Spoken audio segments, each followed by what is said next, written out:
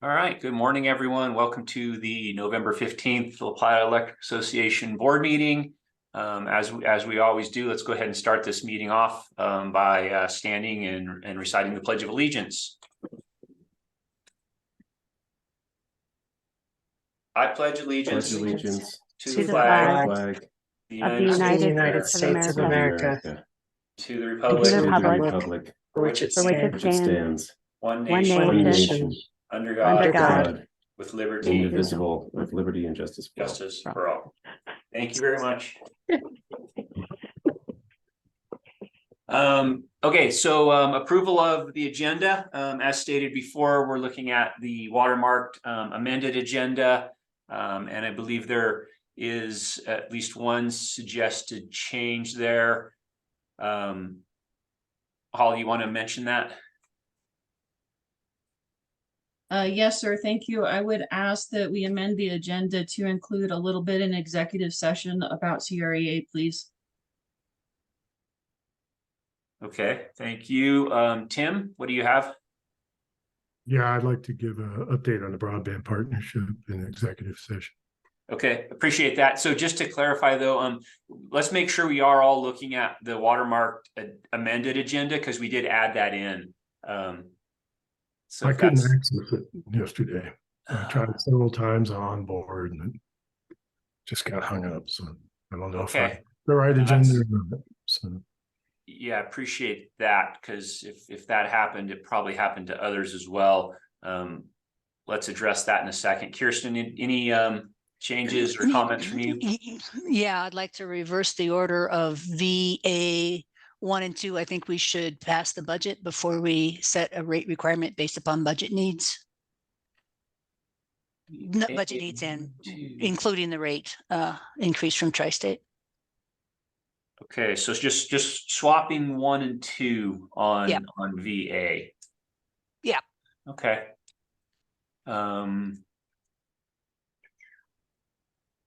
Okay, any other maybe we should walk through those couple of other changes on the amended agenda. I could do it, or Jessica, would you mind doing it? the items that we revised. Yeah, when we put out the amended agenda yesterday, it sounded like at least Tim, and therefore I assume maybe a couple other people weren't able to access it. So My pleasure. Yes. So we added board action item C, and that's the resolution. And we got that late notice just the other day, actually, from the entity that we needed the board to approve an authorization for us to enter into this next phase of the application. This is not, we've not won this grant. This is just the second phase. They've re-invited us back to the second phase. There's several phases in this. And so this is just one of those administrative items that they are asking for. And so that, Dan, when we get to that point, Dan can answer more questions on that. And then Tim, to your point, we did add under executive session, we added broadband partnerships, anticipating that there would be a potential update, or hoping there was. And then we did unfortunately take off Dwayne Hiley from the agenda as well. So the timing has changed a bit. Just to let everybody know, Matt Larson does have a hard stop at 11:20. So just wanted to make sure everybody was aware of that. okay, I am putting a note. Okay, thanks for that clarification. So with those changes on the published amended agenda, plus the ones mentioned, that there's quite a few. So we'll go with what Jessica just described, plus a CREA discussion in executive session, Kirsten's flip-flop on VA 1 and 2, and I think that covers it. So can I get a motion to approve that amended agenda? Moved by Kohler. Okay, Kohler. Second by Rachel. And Rachel. Any other discussion on that agenda? Okay, all in favor of approving that agenda as amended, raise your hand, say aye. Aye. Yeah. Any opposed? Any abstentions? Okay, agenda is set. First thing on the agenda, as usual, is member comments. Graham, if you wouldn't mind giving us the preamble to member comments section. Thank you, Ted. The board encourages comments about the cooperative from its members. The board asks that each participant's comments pertain to cooperative business. Those wanting to address the board during the public comment period are granted 5 minutes to address their topic. Lengthy comments to the board should be submitted in writing. Formal complaints must be filed in writing and submitted in compliance with applicable board policy. Comments from the public will be directed to the entire board and not to any individuals. Personal attacks will not be allowed. Failure to follow these requirements may cause the public comment period to be terminated. Copies of our policies and procedures on public comment and complaints are available on our website. All right, appreciate that, Graham. And I guess looking at the attendance and the attendees, they're all LPEA employees, but it looks like Tim may have a comment at this point. Yeah, thanks. Having just come through the Veterans Day weekend, I just want to acknowledge and express appreciation for the military veterans who are both on our board and in the staff of LPEA Electric. Much appreciation and thank you for your service. Hear, hear. Thanks a lot, Tim. All right, so it doesn't seem we have any other member comments, so we'll move on to consent board items. Agenda item number 3. Any consent board items that that board members would like to see removed from the consent and dealt with individually? Tim, I see your hand. Sorry to keep bothering you here. There is one in the minutes of Wednesday, October 18th, page 2, I believe. In a motion, it mentions policy 1109. It should be just 109. So. Appreciate that. I don't. Yeah, we don't need to fully pull that off the agenda. Thank you for bringing it to our attention. We would consider this to be approved. It was amended. Yep. sending ahead of time. Great. All right. Anything else that we need to take off the consent agenda? All right, then I'd take a motion to approve the consent agenda as it stands. I'm so move. Okay, Tim and Rachel, I see your hand. Is that a second? Second. Thank you. Moved and seconded to approve the consent agenda. Any other discussion on that? Okay, seeing none. All in favor, please raise your hand or say aye. Aye. Any opposed? And any abstentions? All right, we've made it through the consent agenda. Bringing us to CEO and staff reports. Turn the mic over to Jessica.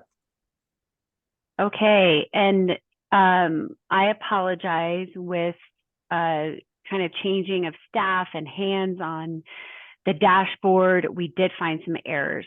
So we have updated those errors. You will see both versions in your onboard. So Janelle, I believe it's the first one's the correct one. Is that right? Yes, so don't use the one that says to use the other file, use the first one.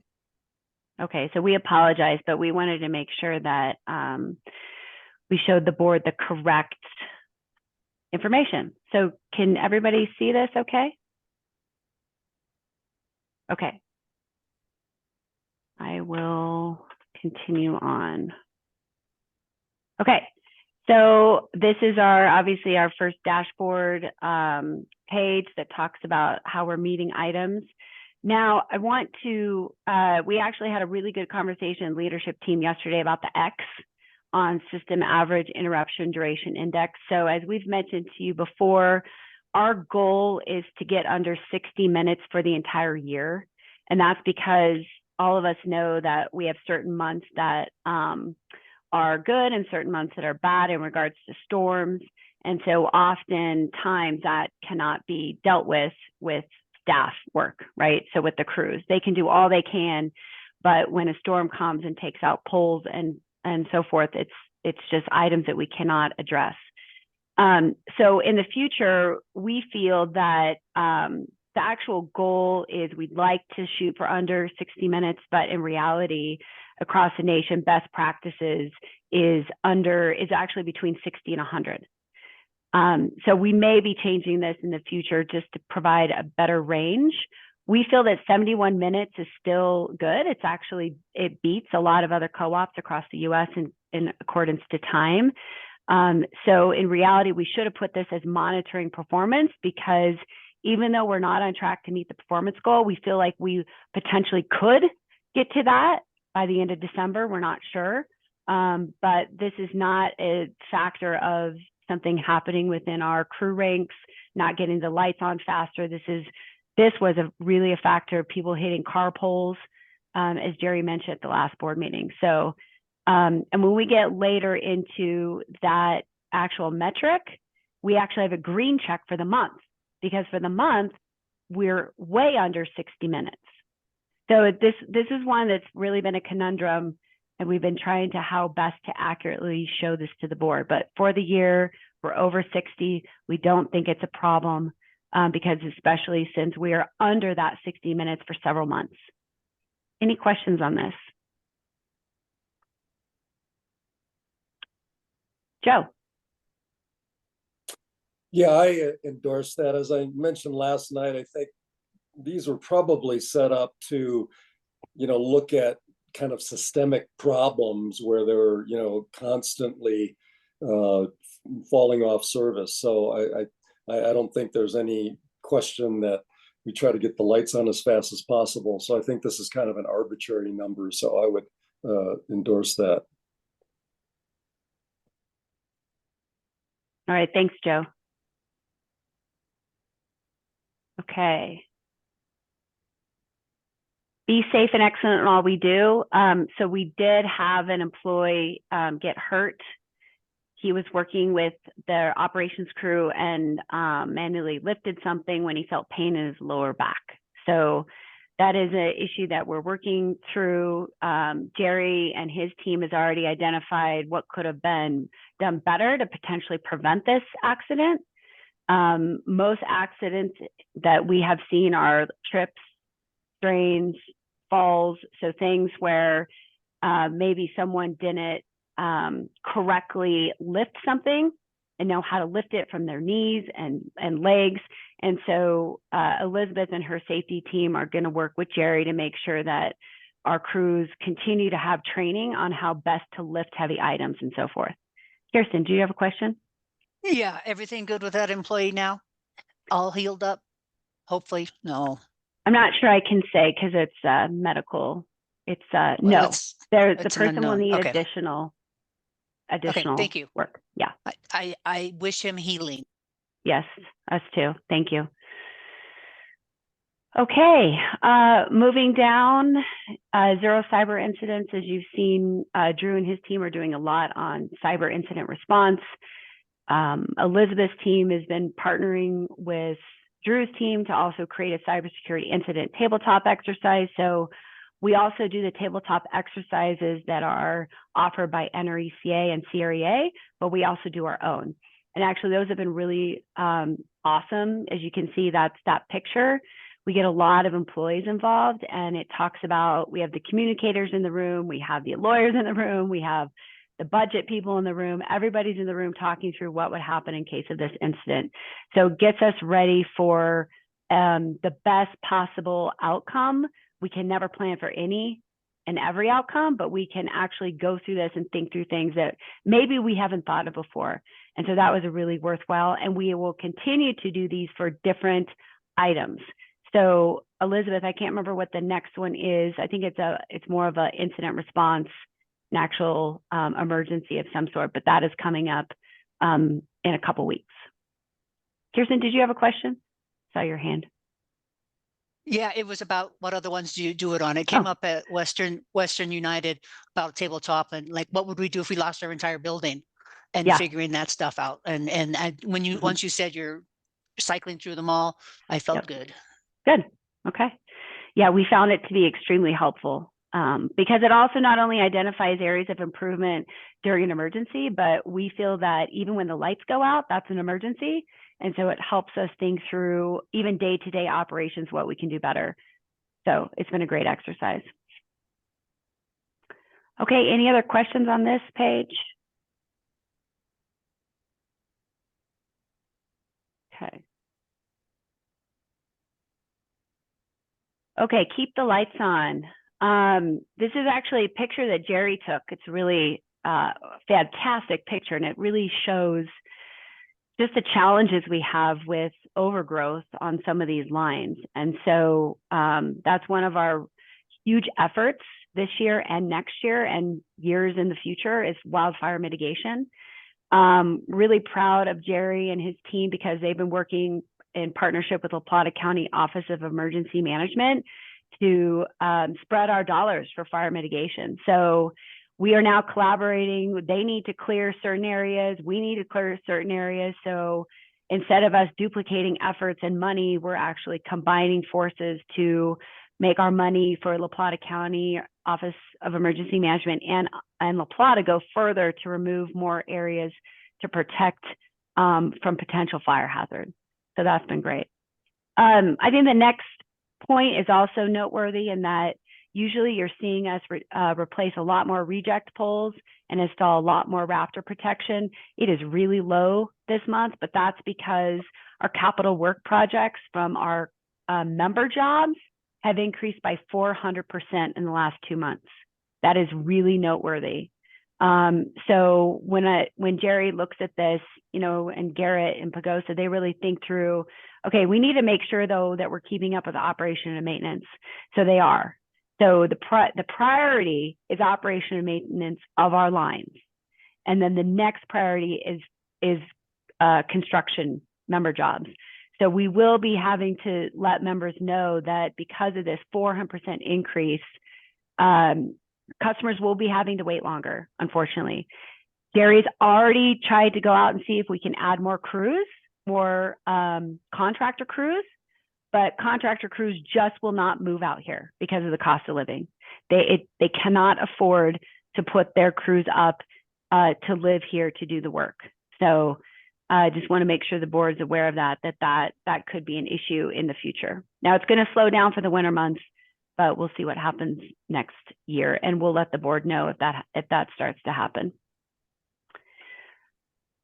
Okay, any questions? Oh, so what I did mention is achieve safety targets. So again, while we're not meeting our 60 minutes for the year, we did meet it this month, and we have been meeting it. So that's good news. And again, our primary outage is member caused. So dig-ins, construction, where they're digging, and then definitely car hit poles. Holly. I just have to say that that was the first thing that I noticed on this page was that picture, and I really appreciate you including those. So thank you for pointing that out. It's always astounding to me to see what you guys do out there in the field. Yeah, and if you think about it, if some of these lines are down, you think, well, how do the crews get to these locations, right? So they have to huck it in and carry a lot of gear and oftentimes walk a long time to get to these locations. So, okay, thank you, Holly. Any other questions? Rachel. Yeah, great job, Jerry, on getting and the whole team, whoever was involved in getting coordinated with the Office of Emergency Management. I know we've kind of brought that up before. I'm curious, I don't know if Archuleta has like a counterpart, but if there's been any inroads working with the Archuleta team on coordinating. Yeah, we actually have been in touch with them. I apologize, my video is not working. Garrett works very closely with them. The main reason we've focused more in La Plata County this year is this line. The picture of this line, this tie line, is going to be rebuilt. Some of those poles, as you can see, that one is leaning really bad. We do not want that line to go down, so we're going to be rebuilding that line. And so that's one reason why our focus has been over here. But Garrett does work very closely with their emergency office management. Awesome, great work. Thank Okay, we'll keep going. Okay, and this is source clean local power, low cost. So again, this is a great picture from our staff. This is the construction at Sunnyside Solar Project. So we're underway on that, and we can talk about the three-pronged strategy in executive session. Dan, I think it's worthwhile to kind of mention what you got a phone call yesterday, just mentioning that about this site from a landowner. Oh, yeah, the phone call from one of the neighbors just off the screen here to the left of the school. You know, we've been working with the neighbors and trying to set expectations correctly. And one of the things we said is that the array will be 10 feet tall. And, you know, what they had in mind was this very huge thing, but, you know, it's only 10 feet when it's the panels are at full tilt. And she just called, it's like, you know, this isn't nearly as bad as looking as I thought it would be. And so that was great feedback. Still working on vegetation screening and other things to help these nearby landowners, you know, screen the solar array from their view. But you know, it's happy to see that. And they also had envisioned a complete scraping of the dirt. And we told them that we were just going to be pushing the pylons right through the grass, and the grass was going to remain and be mowed. But they didn't believe that. And now that they can see that this is going in and all the vegetation is still in place, they've been quite happy. Yeah, and I really do appreciate Dan and his team keeping that open communication even during construction with our members. So good work, Dan. Rachel, did you have a question on this too? Me? Your hand is up. It is, oh, shoot, sorry. Well, I'll That's just okay. put an announcement. I was at the Economic Development Alliance meeting yesterday, and Commissioner Ostalka mentioned that the Primergy, I think that's called, their application has been withdrawn. Or it was, they didn't meet their Fired. deadline for getting an application in or something, so that project's currently on pause. Yes, but what we've also heard a little bit that they're going to resubmit. So we'll see what happens on that. Okay. Be trusted community partner. A lot of work going on with this. Again, LPEA staff did a great Build a Robot workshop at Durango Boys and Girls Club. Dominic's been great going around presenting lessons learned to the Colorado Electric Vehicle Coalition on our electric bus. I was a keynote at Gridlines Transmission Solutions talking about our electric bus and all the advancements that we are initiating at LPEA as well. Any questions on this one?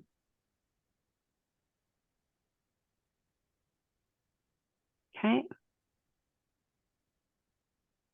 Okay, Patrick, we have to have you talk about financial health slide.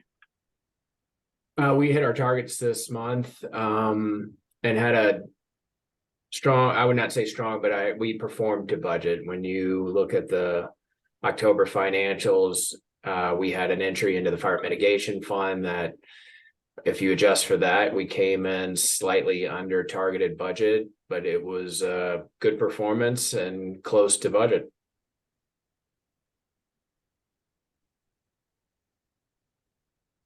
Okay, any questions?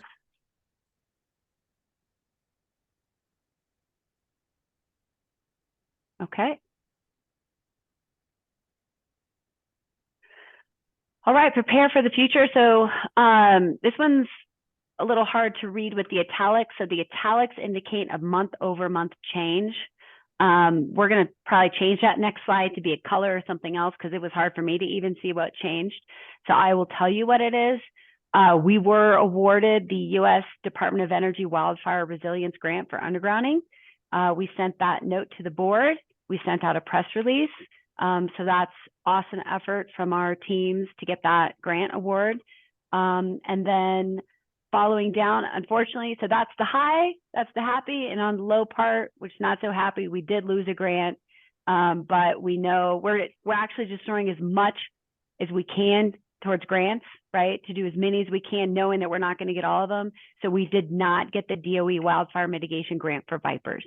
So that was not good to see, unfortunate, but we knew that there's going to be sometimes we win, which we did, and sometimes we lose, which is this one. But we still are, as you can see, we still have over $13 million in grants pending.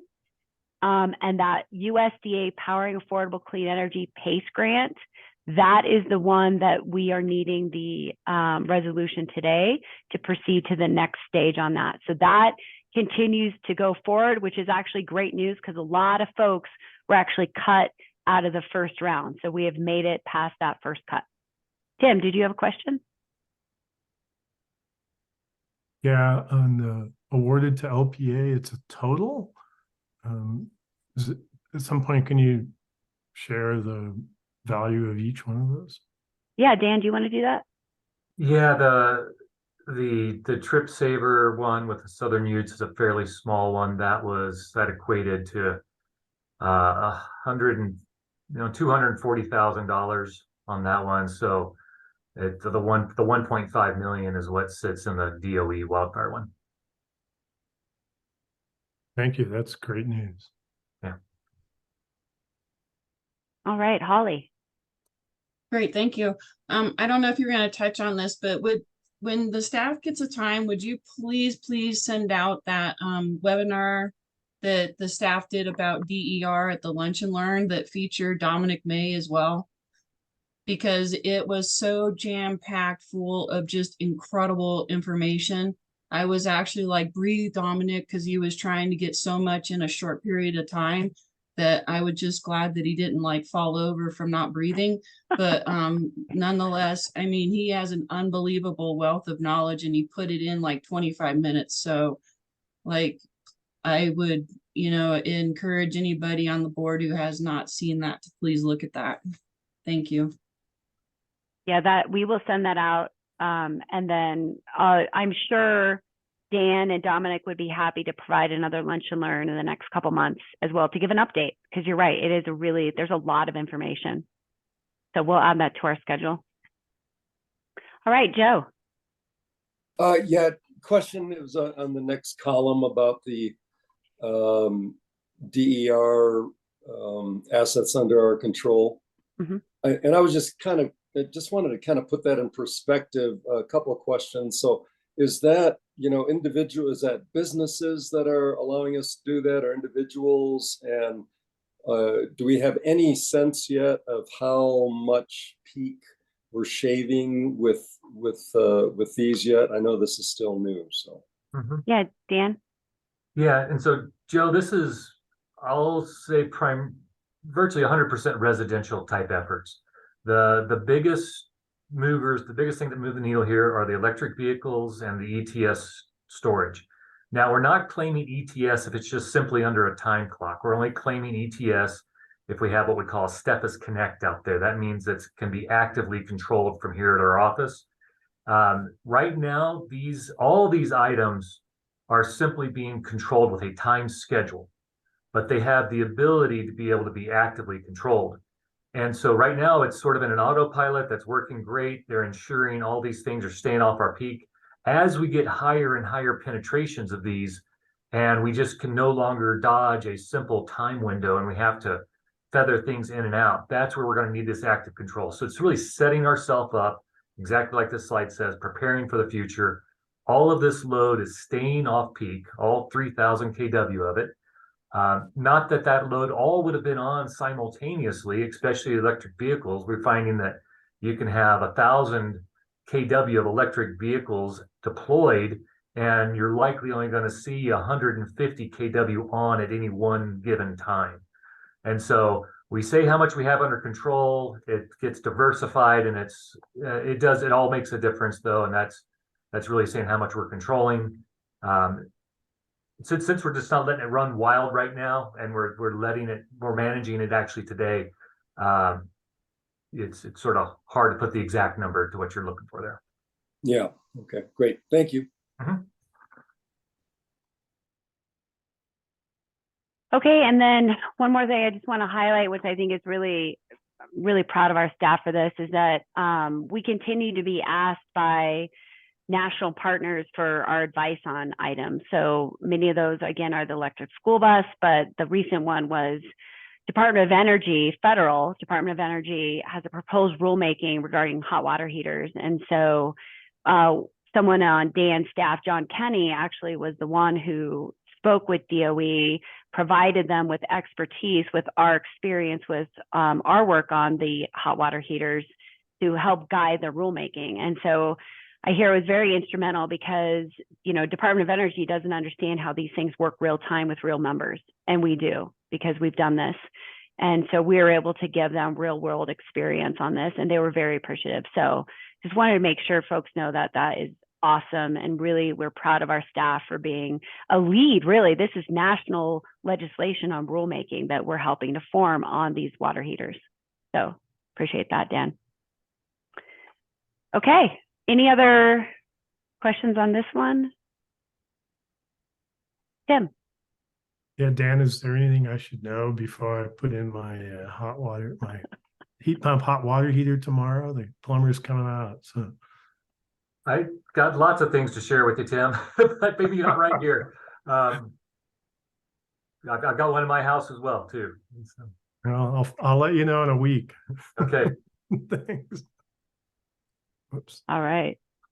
Well, it would be good to hear, Tim, your experience, because I think I'm next.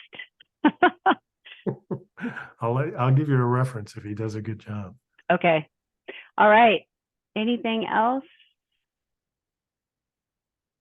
Okay. This is a great picture, by the way. We've reported on this before, but again, just to remind everybody, we sponsored our group of our linemen to go and compete in the International Lineman Rodeo, and they crushed it. Jerry, they came in, was it 4th place? That's correct. Yay. So again, just to show the expertise within the crews, their safety, these events really look at how safe these guys do their jobs and do pole rescues, but then also a whole host of other avenues for how to repair and bring power back on there. They're given problems that they don't know until they get there to how to put the power back on and repair poles and so forth. So just again, great job. Okay, are there any other questions on the dashboard? So do the winners get a belt buckle in a rodeo like that? Jerry, I've seen belt buckles. The top 3 get some huge trophies. So that's our goal next year, is to just keep moving up the ladder. These guys, they placed 8th, up the pole. These guys placed 8th last year in their division. They placed 4th this year. They keep improving, and their goal is to win the whole thing. Well, I'm hoping they do. Thanks. Me too.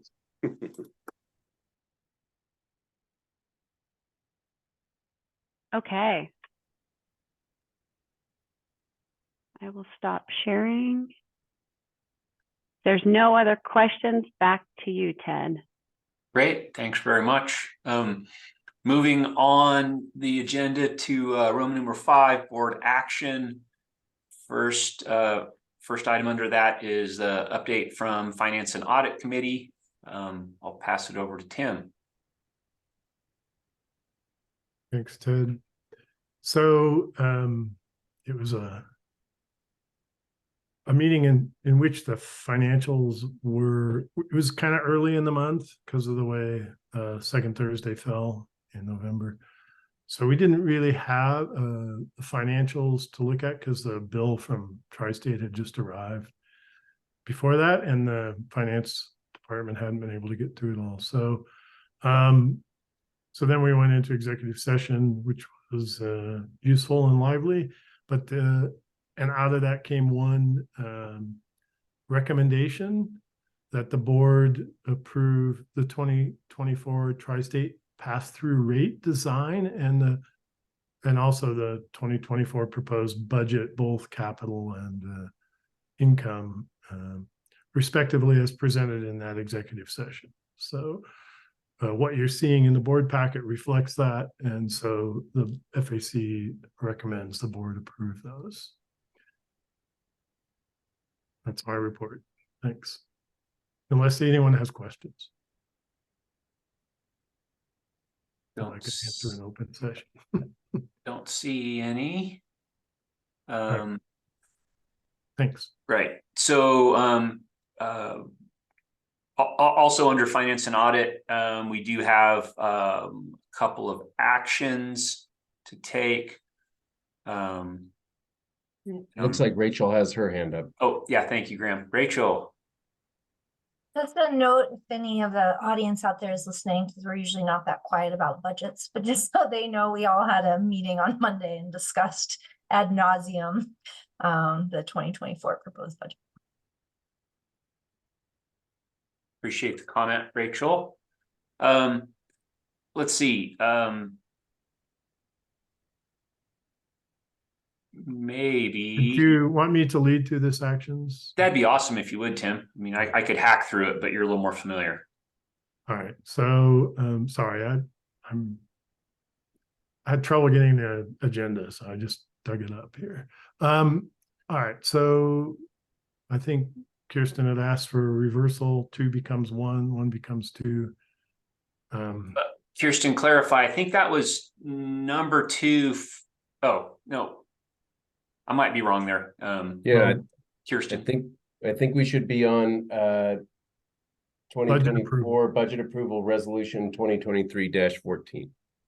So we Okay. we could get that out of committee, I believe, right, Graham? Yes. So we could, the committee, I guess the motion is to approve the 2024 budget through approval of resolution 2023-14.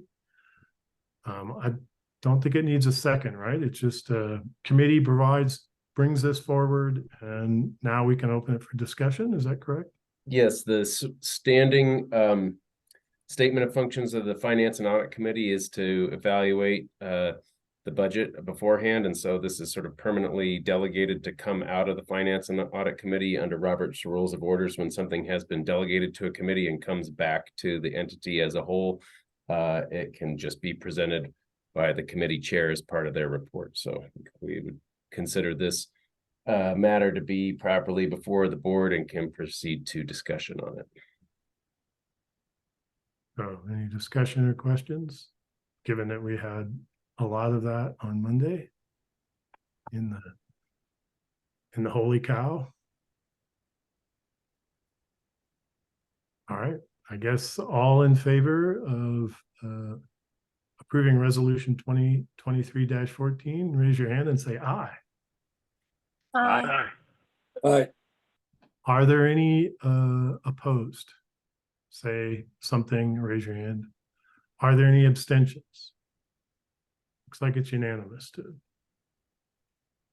All right, so the next action, which is also coming out of committee, is a motion to approve the posting of the 2024 tri-state rate pass-through. And just quick clarification, that's posting. It's not necessarily approving the rate. It's 30 days posting. Members can provide comment and so forth. And based on those comments, we would reconsider approval of this after 30 days, next month in the board meeting. So any discussion?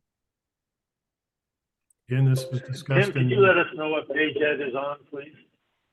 I couldn't hear you there, Kohler, sorry. Could you please let us know what page that's on with on board? I'm struggling to find it.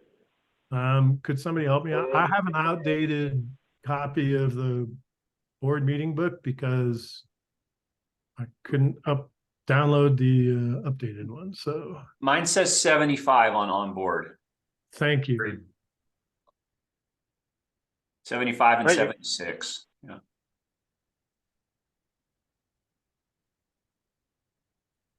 All right. Any other discussion? Did that help, Kohler? Did you get your answer? Perfect. Thank you. So all in favor of the motion to approve posting of 2024 tri-state rate pass-through, please raise your hand and say aye. Aye. Aye. Are there any opposed? Is there any abstention? All right, that passed as well. So thank you very much, everyone. Good job. Yeah, thank you, Tim, and Finance and Audit Committee especially. Nice work.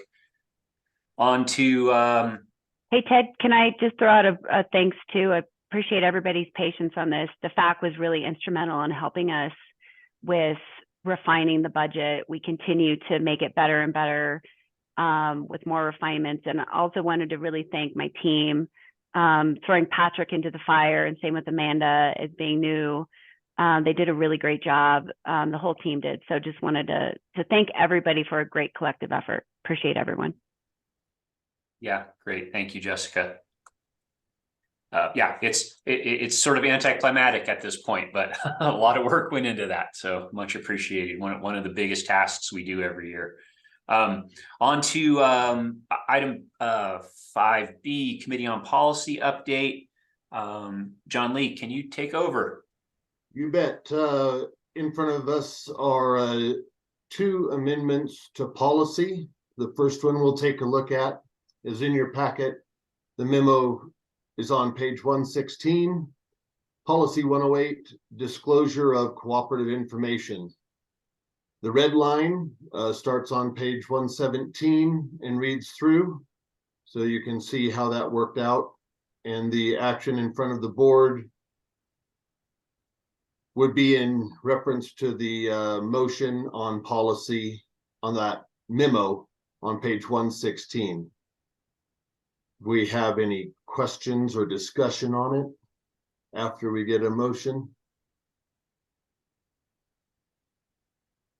I'll move to approve. All right, moved by Tim, seconded by Joe. Any discussion on policy 108 with the amendments? So Kirsten has a question. Yeah, and I'm sorry to bring this up during the director chance at it. The 108, it says that any member can get the address list. It's actually, it says inspect the address list. Does that mean they can get it? It's before a meeting and it's in order to use in anticipation of an annual or scheduled members meeting. So is that indeed accurate? It doesn't have to be somebody who's running for a position. It can be any member can inspect the address list for all LPEA. Yeah, so there is a statutory window that we have to comply with. They have to have a statement of purpose of what they're going to use it for. Can't use it for commercial purposes. It has to be related to the election. So the way I described it to the Committee on Policies is basically, you know, at our last election, we had some bylaw amendments that were relatively contentious with different people on either side. So even if you're not a candidate for yourself, you would be able to say a proper purpose would be say, I want to put, you know, campaign material to the membership for or against that that bylaw amendment. And that's really about the window of the proper purpose, right? It has to be related to something that the membership could act on at the meeting. And really the membership only has 2 things that it can act on at the meeting, and that's elect directors or change the bylaws. So if a member who was not running wanted to put out, let's say there was no bylaws, there was just an election, they could get the meetings because they could get the addresses because they wanted to put out stuff for or against a specific director, right? You know, potentially, right? That would then, in my opinion, would sort of fall into our campaign finance reporting requirements and would have to be transparent and disclosed through that, you know, through our campaign finance requirements.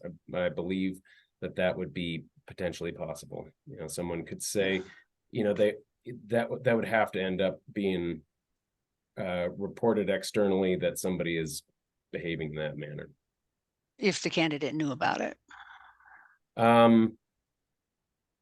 Yeah, I suppose there's potential for somebody to say, I'm not in favor of candidate X, I'm just against candidate Y. Right. I suppose, that It is the climate. it is, and that is Okay. sort of a legitimate electoral purpose. Okay. But it would have to be that, and so. Okay. Yeah. Makes sense. I just wanted to Yep. clarify, and I wanted Yeah. to point out that it's a possibility. Thank you. It is a possibility, and we do have several sort of affidavits that they would have to sign off on that would potentially sign them, attach certain liability to them if they, indicated that it was for one thing and actually used it for another. But yeah. Ted? Yeah, I hope I'm not wrong on this, but I kind of remember that when we were going through this from the statutory level, that one of the purposes for this was actually validating whether or not a member was a member, whether or not a member showed up on that list and therefore was, allowed to be part of that election or actually had a vote in the election that's pertaining to the requisition or acquisition of the member info. So I think that was, part of the reason that it is statutory is that members need to be able to find out.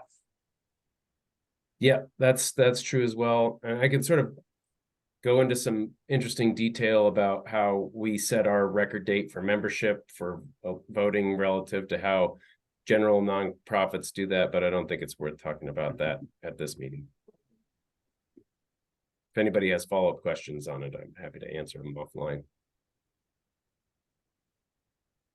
All right. Last call for discussion. Not seeing any. We have a motion in front of us to approve policy 108. All those in favor say aye or raise your hand. Aye. Aye. Any opposed, same sign. Any abstentions? Motion carries.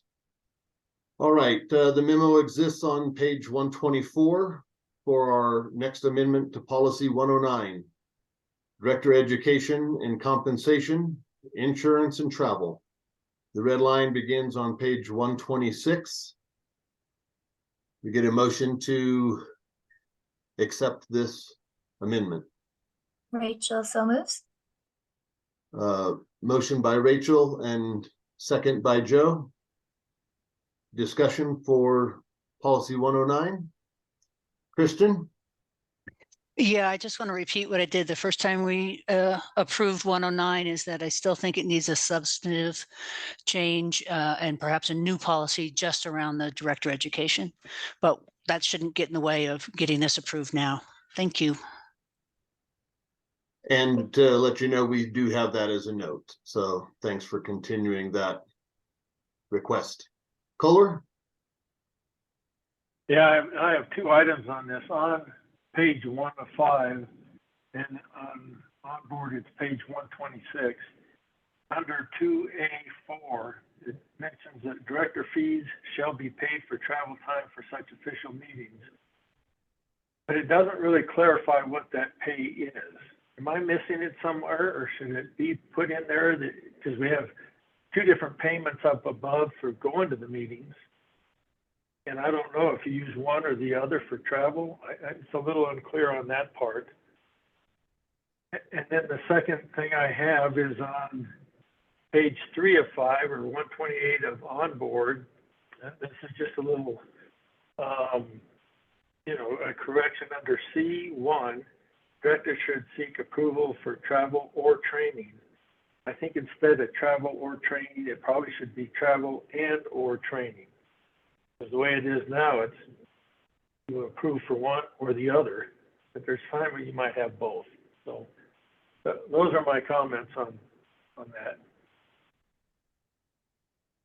All right. Graham, the and or. We can make that change if anybody has any objection to it. We'll go ahead and make that change. All right, administratively, and then going back to 2A4. Cole, your question is on the confusion. Is on exactly what is the payment for director's travel? Because we put an amount for the meetings, either a mandatory meeting or a selected meeting. I don't see where we actually say, okay, what is the pay for travel? Is it depending on I what believe kind it of says the meeting it director. is? I believe it's referencing the director fee. Yeah, but I do understand where he's coming from, John. Is that the $200 fee or is that the $125 fee? And if it would make it more clear, if we can coalesce around one of those numbers, be happy to sort of insert that or a number that the board would agree to. A take from me on that was if you're traveling somewhere less than 4 hours, you would get the smaller of the director fee. If you're traveling somewhere over 4 hours, you would get the larger director fee. So it would be based on your travel time. Yeah, I mean, we have removed the references to the 4 hours sort of on this, but I think my intent had been before we had aligned the travel time director fees with with voluntary training, was that it would correspond. Like if you were going to a board meeting, you would get the board meeting rate, and if you were going to a committee meeting, you would get the committee meeting rate. But I see what Kohler has identified here, that it's not, that doesn't sort of track through now that we've allowed it to be voluntary. But it does actually, I think, Graham. Does, if you go to 0.2 above, mm-hmm. It tells you just what you said. Mm-hmm. 200 for regular special board meetings, the cooperative, 125 for attendance for all other meetings. And so the interpretation would then, so I guess that's the answer then, Kohler. I agree with what Tim is saying as an interpretation, is that for any discretionary event would fall under the all other meetings category and receive the $125 per travel day. Does that make sense? It does. I hope it makes sense in a year from now when we're looking at this without having a refreshment. Okay, sure. And if that works, that's I can memorialize that in a memo if everyone feels that would be good. I think that would be good. Yeah, that'd be perfect. Thank you. All right, Nicole. So just a small thing on 2A3, it looks like you're missing the backside of a parenthesis. Then with B4B, I was kind of curious why travel is only specified to states contiguous to Colorado.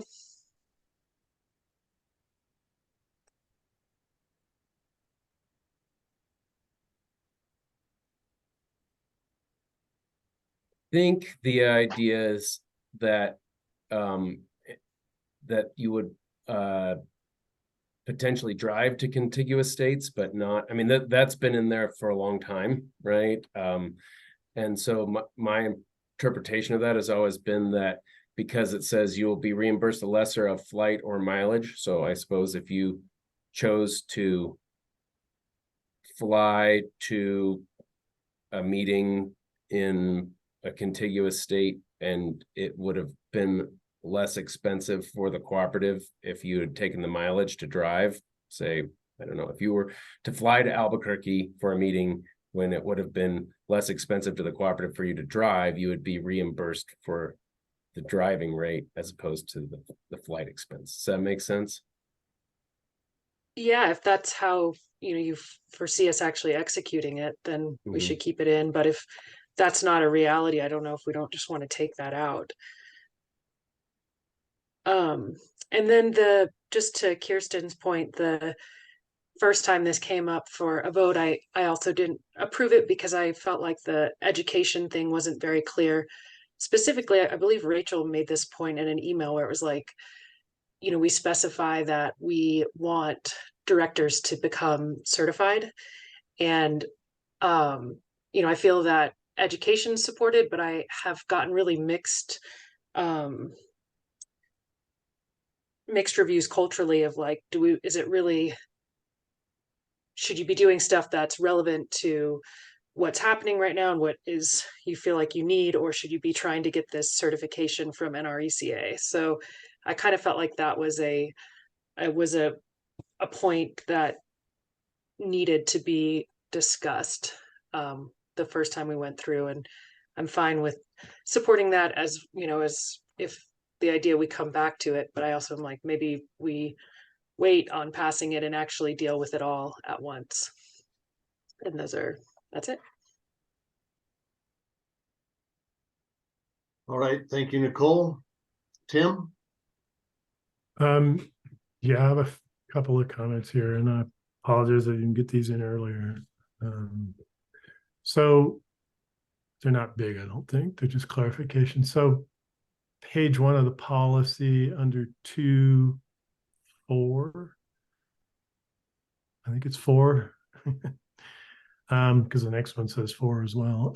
Anyway, in the red line, it says directors are eligible to receive director fees for attendance at voluntary training and other discretionary events, so long as total expenses remain within the amount set annually for that director's individual travel and training budget. I just wonder, and then there was such director fees must be approved in advance by the board. I'm not sure why that was removed. Maybe it's covered somewhere else, but I think adding "and which have been approved in advance by the board" might make that clearer.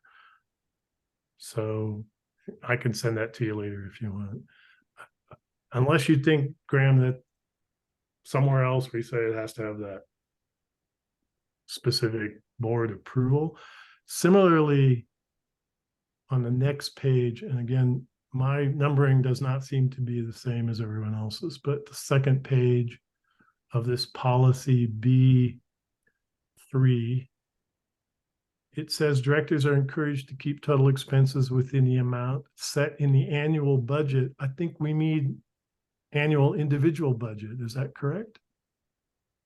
Correct. So maybe that clarification would be helpful. We can add the word individual there. I think that makes sense. And then what page is this? Page 4 of 5 under C4, I think. If the director exceeds the expense amount previously approved by the board, and I think might be useful, specific travel request approved by the board. Otherwise, one could think it's the budgeted amount. I see. Yep. I understand what you're saying there, to say that it's the expense for a specific event rather than your entire annual budget. We can add something to clarify that. It makes sense. All right. And then finally, I want to just say thank you very much for putting this administration of this policy and approval in the finance department where it belongs, not with the treasurer. So big kudos to the policy committee for doing that. And I probably owe you an unbudgeted beer somewhere along the way for that, so, or coffee. Thank you.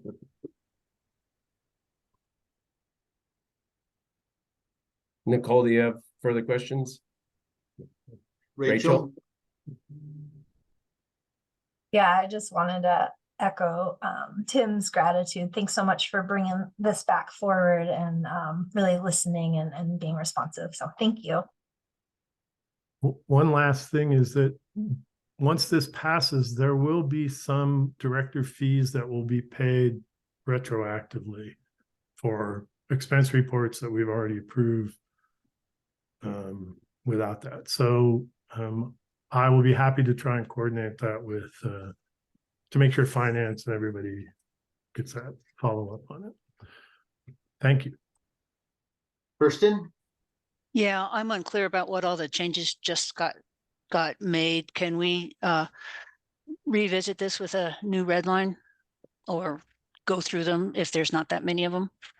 If you don't mind, I can probably just go through them pretty quickly. Okay. if we want to sort of follow along, Kohler's initial question was, how do we identify which director fee directors will receive on travel days? And we determined that for if you are traveling to attend a regular special board or annual meeting, you will receive $200 for that travel day. If you are attending a committee or all other meetings in which we're going to include discretionary training as all under the all other meetings, you will receive the $125. I'm going to memorialize that in a memo to the board rather than amending the policy for that.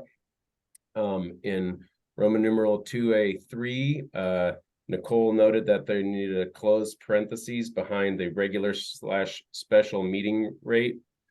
So we'll put in that closed parentheses that is missing. We will, Tim has suggested under 2A4 that instead of having two sentences where we say in the first sentence that total expenses will remain with the amount set for that director's individual travel and training budget, and then have a second sentence that says such director fee requests must be approved in advance. We will instead say, basically say that must be in budget and approved in advance as one sentence to sort of identify that both of those requirements must be met before director fees will be reimbursed for voluntary training. So do you have the exact wording on that or just? So, or directors, individual travel and training budget. I believe what we would be doing, Tim, and correct me if I'm wrong, is that we would just be getting rid of the period, getting, it might be easiest if I share my screen here. Okay.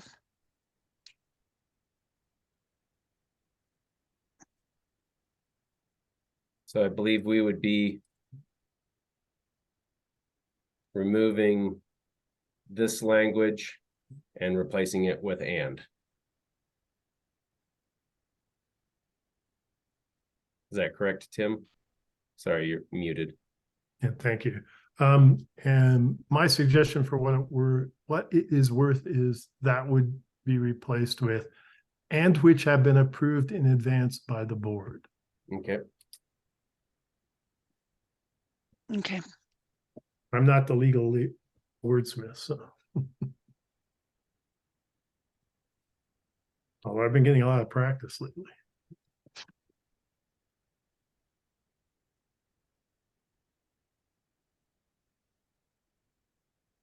Okay.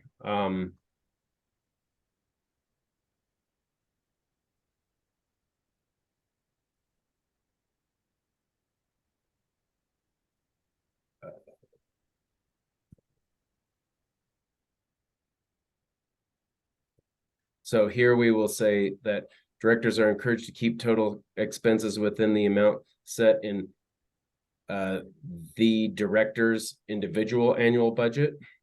Right here, that was your proposed change, correct, Tim? Seem nodding. Yes.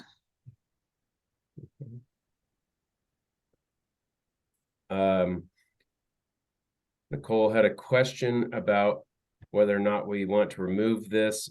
My understanding was that we would still, I guess, Nicole, do you propose that we remove this language specifically? Is that your proposal? I think if it's no longer relevant, we should. Mm-hmm.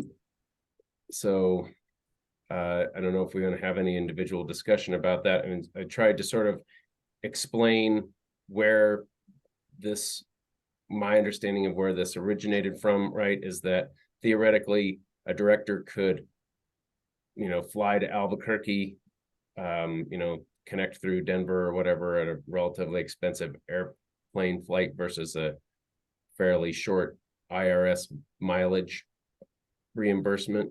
That's my understanding of where this originates from. I don't know. Kirsten, you have some discussion on that? Yeah, I have another understanding that this originated because some directors who prefer driving would rather drive to places like Omaha, and it's Mm. more expensive to drive to Omaha than it is to fly to Omaha. So it's like, no Okay. bloody fly, and you have to deal with it that way. So that's what that was about. It was more, there was a director who was driving everywhere, was where it came from. I think, so you need to be careful, because one of the things you said is if it's cheaper to drive than drive, and it's sometimes cheaper to drive to Denver than it is to fly. And but time wise, it doesn't make any sense for those who are in Durango. For me, who I have to drive an hour and a half back to get to the airport, it can make sense for me to, because that adds a lot of time to my travel. So I would be careful about, it has to be, you have to go the cheapest route, because sometimes driving is the cheapest route, and it certainly is not, doesn't make sense from a time perspective to make people drive when they can fly for 4 hours less. Ted? Yeah, I mean, overall, this might be slightly clunky, but I think it accomplishes the goal of not only suggesting, but clarifying how these reimbursements will be calculated. I get that it's clunky. I believe that it's in the individual's directors' sort of responsibility to submit the proper amount for the travel they do. It doesn't tell you how to travel. It just tells you how you will be reimbursed. So, at this stage, I'm a proponent of leaving it alone. Thanks for the discussion, Ted. Holly? Great, thank you. I know it's not a complete apples to apples comparison, but when I read that, I went back to look at our 4 expense reports in the board packet to kind of compare them to see how they shook out. And it shook out pretty evenly. I mean, I'm the closest to Denver. I was, the least expensive. Kohler flew, and he found a fairly cheap flight, but then he had Uber and some other transportation expenses. So basically it shook out almost exactly the way, I think it should have. I mean, I own a transportation company, so, I kind of look at logistics like that a lot. So I was not going to worry about it, to tell you the honest truth. All right, then to circle back to Nicole. Nicole, do you see that you'd like action moved on this? Otherwise, it sounds like it does have a double edge to it that protects LPEA and still gives options to directors. That's fine. We can keep it in. All right. Graham, was there one more? I believe so.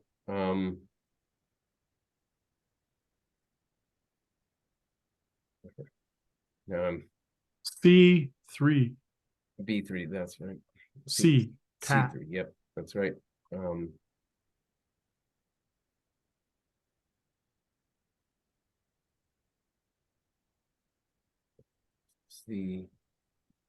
Tim sent C4, I'm sorry. 4, that's right. Okay. Yes, that's right. Previously approved by the board, and then we would say for any event, right? So that would be added here, right? To clarify. Yeah, you could add, if director exceeds the specific travel request expense amount. Perfect. So the suggestion is to add specific travel request right to here, to identify, to clarify that this is per event, not annually, not exceeding their annual budget, it's exceeding their event budget. Does that make sense to everyone? Rachel, I see your hand up. Good to go. Good to go. Okay. Did I? Kirsten? Yeah, so I think you got them. So now, do we have to move to accept those amendments? Yeah, I think let's do that. I think that's nice and clear to sort of say, have a subsidiary motion to accept the amendments. I move that we accept the amendments as described. Is there a second? That's me, John. Thanks. Tim seconds that. Any continued discussion on the amendments to the amended policy 109? All right, all of those in favor of these recently discussed, raise your hand or say aye. Aye. Aye.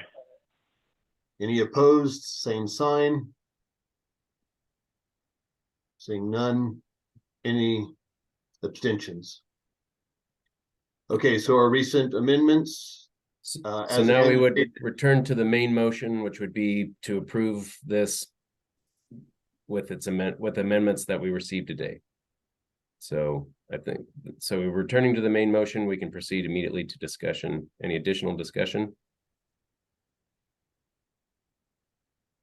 on the amended motion? I think we can proceed to a vote, John. All right, those in favor of accepting it, say aye, raise your hand. Aye. Aye. Aye. Any opposed? Same sign. Okay, Kirsten, any abstentions? Amendment to policy 109 passes. Yielding time back to you, Ted. Thanks a lot, John Lee. Let's see, the item C on the agenda, resolution 2023-15 PACE authorization. Can you give us what we need on that, Jessica, background? Yep. Yeah. So I'm going to hand it over to Dan to explain it in more detail. Yeah, this is really very simple. As we go through the PACE application, now being under RUS, they have a lot of formalities that we have to go through. And one of these is to authorize that Jessica can represent, sign and certify documents that we submit to the RUS. That should be somewhat of a foregone conclusion with her being the CEO, but they want a formalized document, resolution approved by the board that authorizes her to do this. And that is quite simply what resolution 2023-15 is. And let me know if you have any questions on that. I move to accept resolution 20-23-15. Moved by John Lee. Is there a second? Rachel seconds. Thank you, Rachel. Moved and seconded. Discussion. I see Tim's hand up. Yeah, I don't have this in my packet. Could you put it up on the screen so I could read it while you do this? I can share my screen. I got got it. Okay. Thank you. On page 131.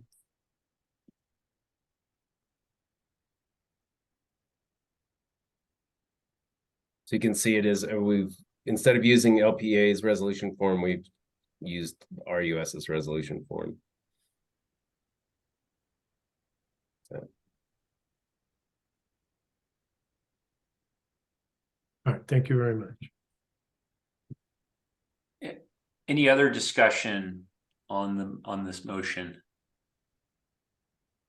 Okay, seeing none. Oh, I see Dan Huntington.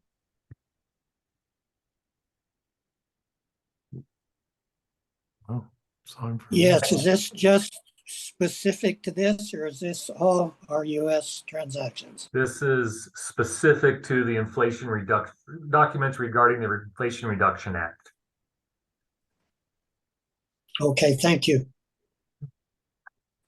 Thanks, Dan. Good question. Good clarification. Anything else before we vote? Okay, all in favor of passing resolution 2023-15, say aye, raise your hand. Aye. Aye. And any opposed? Sorry, that was an aye for me before. Thank you. And just please clarify, Dan, in favor of passing? Yes. Thank you. Okay, so I saw none opposed, any abstentions? All right, there we go. Pass resolution 2023-15. We're doing pretty good here on time. Probably makes sense to go ahead and take our 10-minute break right now. Let's see, Jessica, we don't actually get Matt until 10:40. Is that correct? That's correct. So if we want to take the broadband partnerships first and come back from the break. Like jump. Well, yeah, we probably don't want to jump into executive session though, right? Since Matt will be in open session first. Did Matt come early? I'll text him. Yeah. Was that it, Tim? Just that question? Yes. Okay, thank you.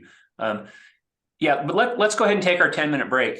And then we'll deal with filling up the agenda if we don't have Matt when we come back. So 10:15, 10:25. See you back here. Welcome, Matt. Thanks for getting with us a little bit early. Will you please go ahead and dive into your public updates? Yeah, thanks to be a short public update. So I was having a little Zoom problem there. So they've reached the biggest public update, I think, is United Power and Tri-State have issued a press release. They've reached a settlement that still has some steps to go through in the Adams County litigation.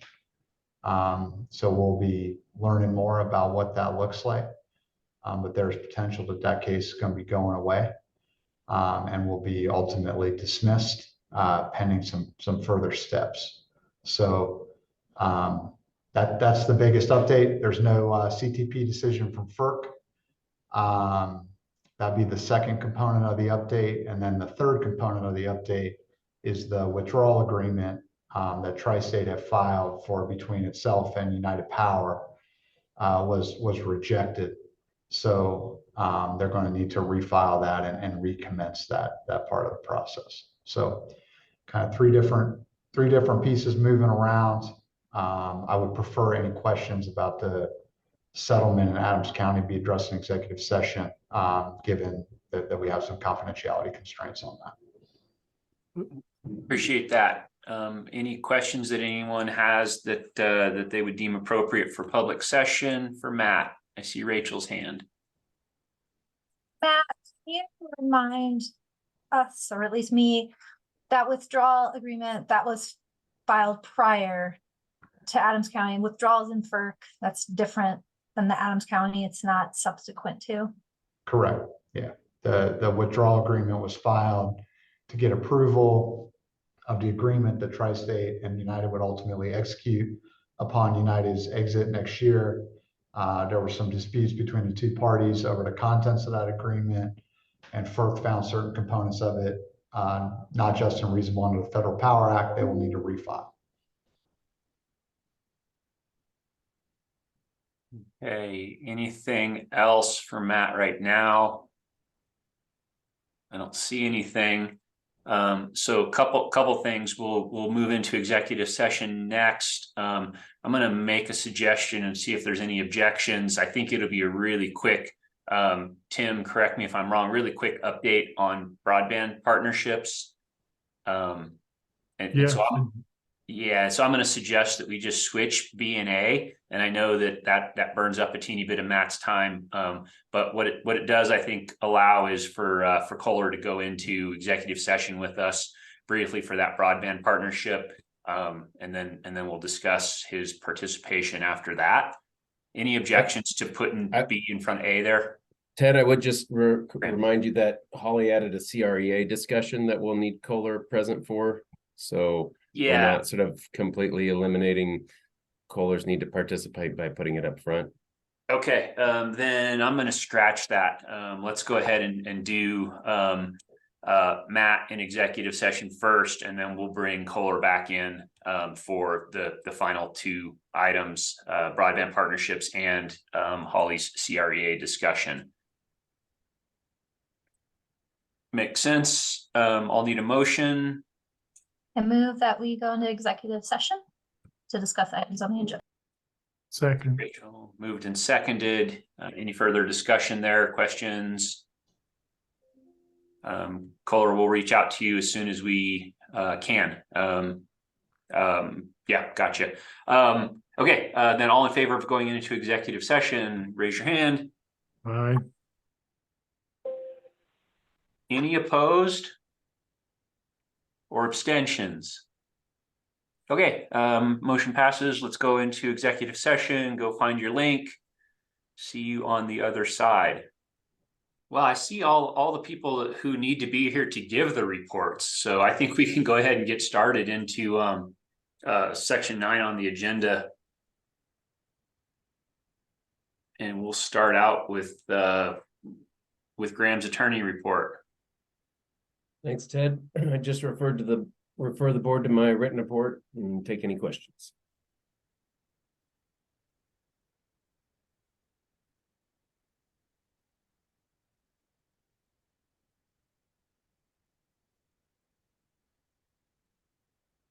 Oh, is that Kirsten? I see your hands up. Yeah, I'm sorry. It's not where I would normally expect to see it. It's not, I Oh, normally. the attorney is report. it- Yeah. Okay. Oh, no, I see it now. Sorry. I just was on the wrong page. Sorry about that. Yeah, we're good. Hey, I'm not seeing any hands up, Graham. So Oh, Tim has his hand. there's up. one. Go ahead. Don't want you to feel neglected there, Graham, but I was just curious what an attorney learned at Mountain West Renewables Conference in Salt Lake City.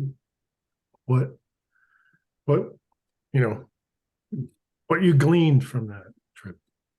It was a good sort of 30,000 foot type view. For me, there were a lot of different types of parties there that I don't sort of necessarily interact with. There are a lot of municipals and sort of, I'd say, kind of joint municipal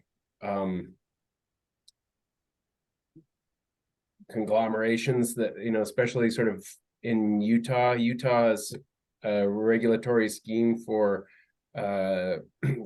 low carbon and renewable energy is not like where Colorado's is. And so there is sort of a lot of talk among utility districts and municipal utilities and things of that nature in that part of the Mountain West that was sort of interesting to see how other states are regulating things. It's also interesting to get the sort of alternate side on some of the business point of view on some of these things, whose business it is to develop and sell these projects to utilities. So it's sort of a little bit of a peek behind the curtain on how they operate. I mean, it was different. I'll be honest, it's different than most like attorney specific conferences that I attend because of that. But I think it helped situate me in particular relative to the industry in general, outside of just the legal aspects of it. I appreciate being able to attend for sure. Thank you. All right. No other questions for Graham on the report. On to Roundup Foundation. So David's putting his hand up. Go ahead. Yeah. So I have the roundup. It's in the board package on what we spent and everything. Like say, Nicole for putting that together. And is there any questions on that? Tim. I don't want you to be lonely either. But I'm curious. This is you guys list the rewards. I like the nature of the report. It's more succinct. But previously we used to kind of get like how many applications there had been or backlog kind of info. And so I don't know, is this just a report of what was approved, or were there other applications that were rejected maybe? So there's no other applications that were rejected. So the report has had all of the people that have applied for it, and then the dollar amounts, what they applied for and what the dollar amounts we gave out. All right. And it seems like that level of applications has dropped a bit from. Yes, maybe that is contextually you don't have that context, but it seems no. That is our understanding from the rest of the group, and it behooves anybody on the board to go out there and say there is the roundup. There is two ways to apply for the grants, and please participate. So any nonprofits I run into at say City Market or Home Depot, people that I know, it's on the website. See if you can apply, and if you do have a need for it, it's out there. So it has been lower amount of applications than there have been in the past. I do agree with you, Tim. That's the feeling I get. I think Nicole probably has the same feeling on that part too. All right, thank you. Joe? Yeah, I just want to thank you for putting together the, who got the money and what they applied for. It's helpful. No, Nicole is doing a great job. I can't take credit for that. So thank you, Nicole, on that part of it. And I appreciate it. And it's been a learning process for us too, since we're both new or newer on the roundup, to fine tune that and everything. So appreciate all the feedback that y'all have. All right. Thanks, David. Thank you, Nicole. Also, no more hands there. And moving on to Tri-State Kohler.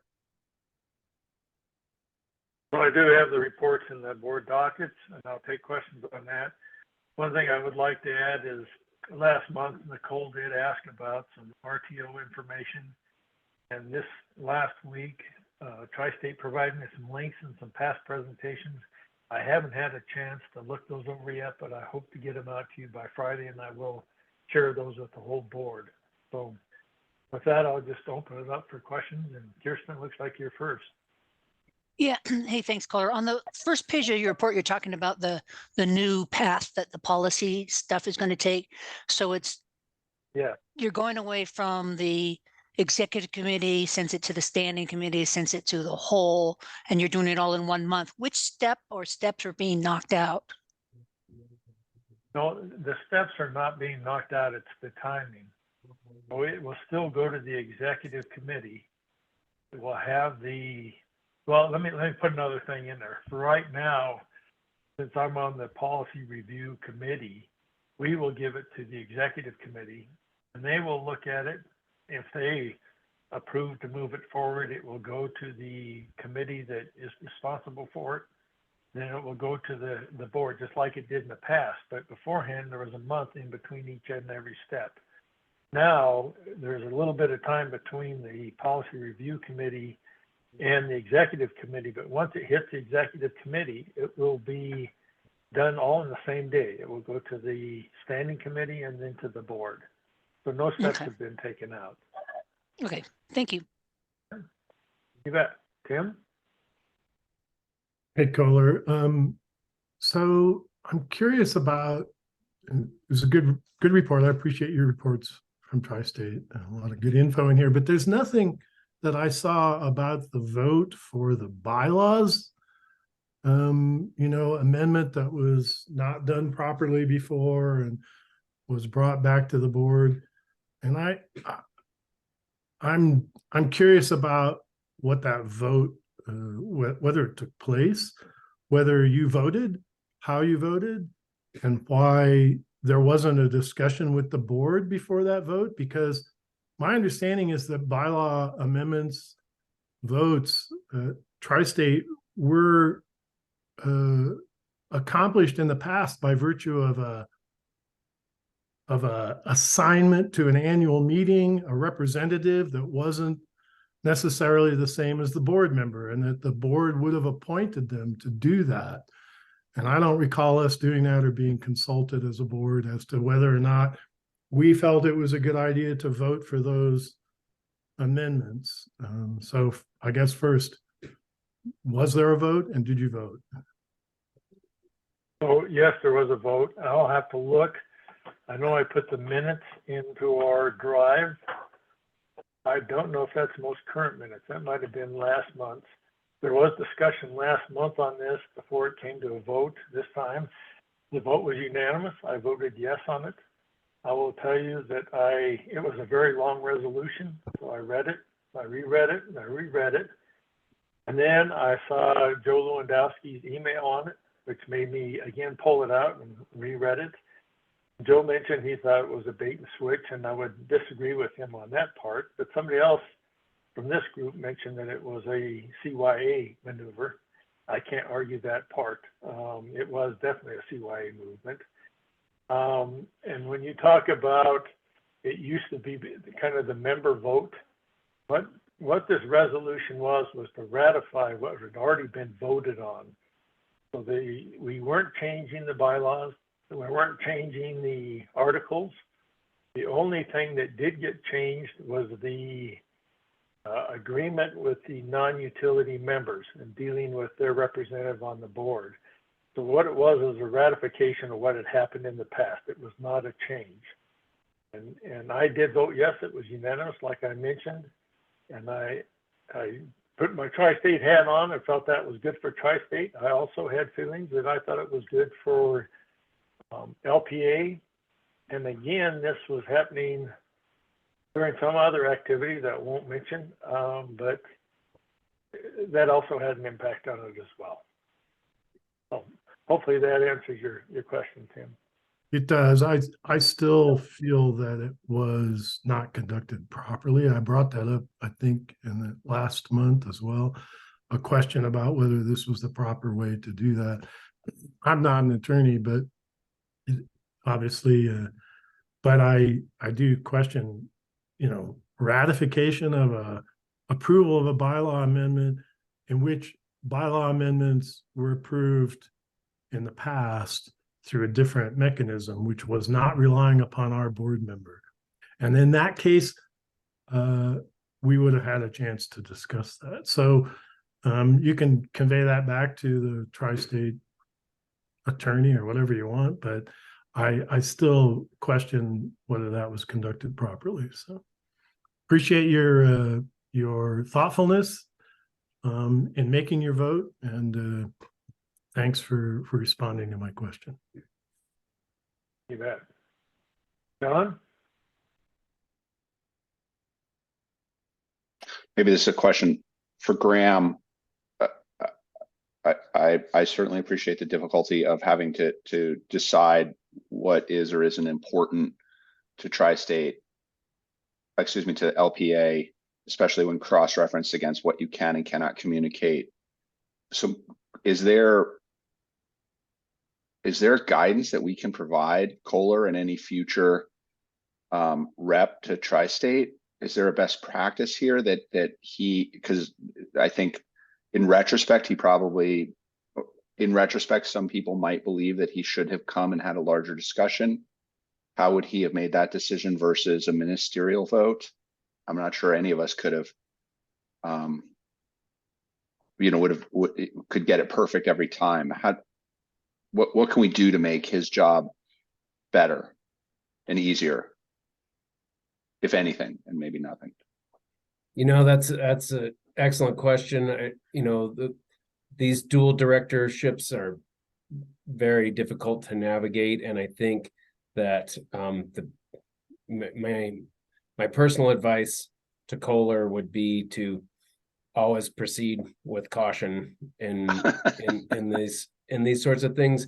I mean, and it is, I think we've all seen enough dual directorships where everything's aligned all the time and it's pretty easy, and you just kind of keep going forward, like you said, on pro forma votes. But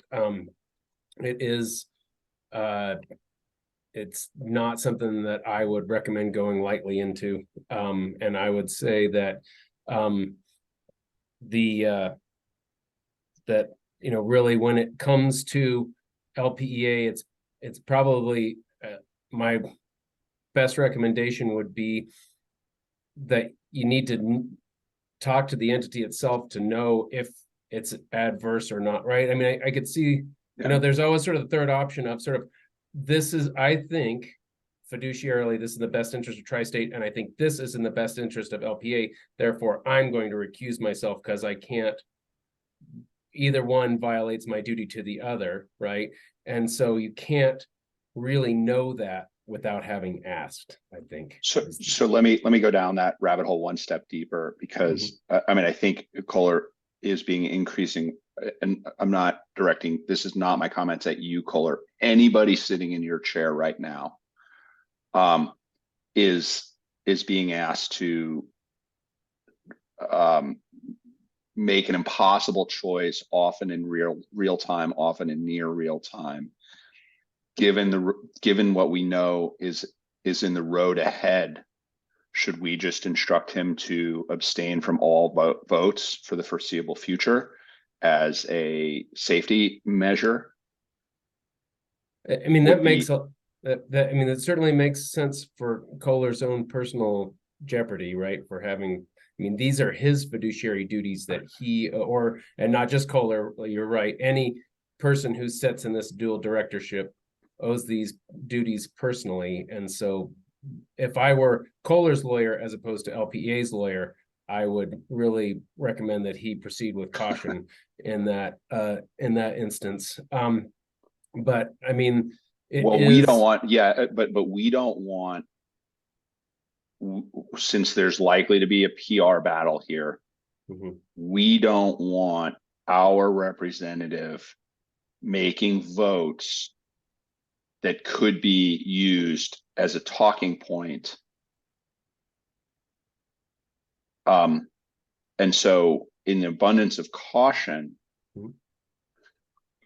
and I believe we have the right to do this, and correct me if I'm wrong, I don't think that our dual director should be making any votes. And if there's a critical vote where it's his or hers considered opinion that we must vote, or it's in our interest to vote, that they bring it to the board, or at the very least staff, for a gut check. I realize that's cutting his legs out from underneath him, but we have to think about what's in the best interest of the membership in what is about to be a very contentious period in our history. Yeah, I mean, I think you're probably right at this point. Whoever sits in that chair probably can't take it for granted how this entity responds to any particular question. My advice to whoever sits in that chair is that they circulate whatever question comes before them to this board before they feel like they can act unilaterally. Does that answer your question? Yes. So you're backing it up one step. So I started with the position of, is there a best practice? No, there's not. Okay, maybe we shouldn't be voting on anything as the absolute safest position. And then you took one step forward from that safest position to say, actually, you know, if you feel it's appropriate to vote, to check with the board as a prerequisite for that vote, to the extent that time allows. And then I would add back in the absence of time allowing, because you're often asked to make a real-time vote or near real-time vote, you're absent, you vote to abstain. Correct. So the idea being that they do have to post their agenda relatively far enough ahead of time, but we should hopefully anticipate any formal action and can evaluate that and provide guidance on that. But I also understand that there are votes that come up, floor motions, etc.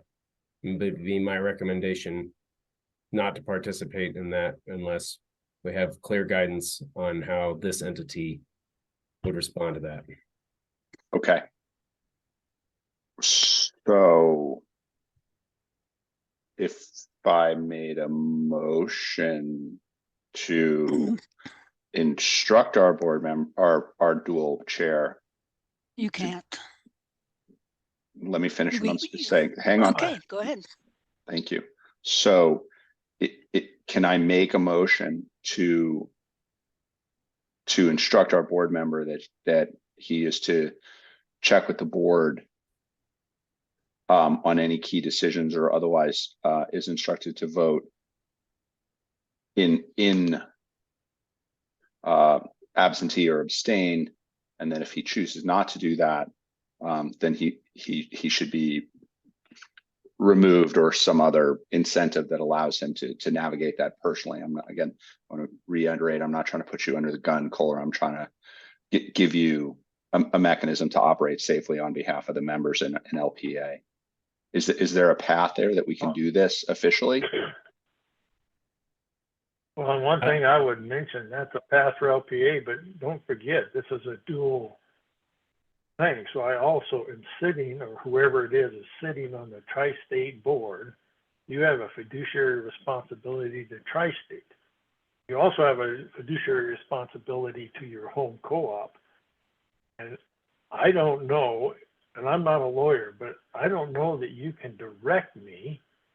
You could, ask, but I don't know that you can direct me on how to vote. I don't know. I think that's The answer correct, to but that question. I think And that's kind of correct. what I'm hearing from you, that you say you can't vote on anything. There's a lot of votes there that you know, have nothing to do with, I think, the issue that you're kind of talking about. And I think it's a duty to our members that our representative at Tri-State represents LPE to the best it can on a lot of issues. And then there's some that are going to be tricky. And I'm not a lawyer on that part, but I don't know. Graham, I guess, as you talk about it. Okay, so one more. So I'm just trying to think about how to navigate this. I could make a motion that says any vote that I'm gonna start with the extreme and then we can walk it back, but any vote during the next 6 months other than an abstention vote would be considered by the board to be not in the best interest of the board. But would be considered not acting in the best interest of LPA. Period. Now go vote your rolls. That then gives you a hard backstop.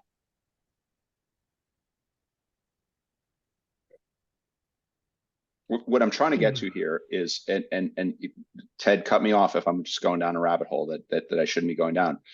I feel like Kohler, I'm worried that he's out there trying to make decisions, trying to do stuff in the best interest, trying to balance a bunch of things, and he's being put in an impossible position that eventually he'll foot fault to the detriment of LPA during a highly sensitive period.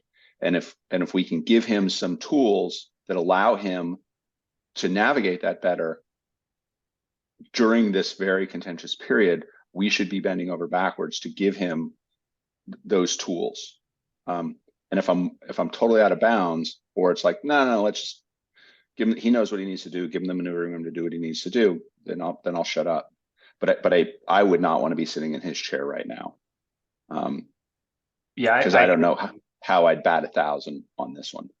Yeah, I hear you, John, but you have two perspectives there. One is Kohler's tough position, and the other one is the potential jeopardy. Right there is. It's hard for me to jump ahead and see what it might be, but you can't argue that there is some potential, publicity jeopardy there, and maybe that's something that we need to be, in front of to make sure that can't get used against the LPEA membership.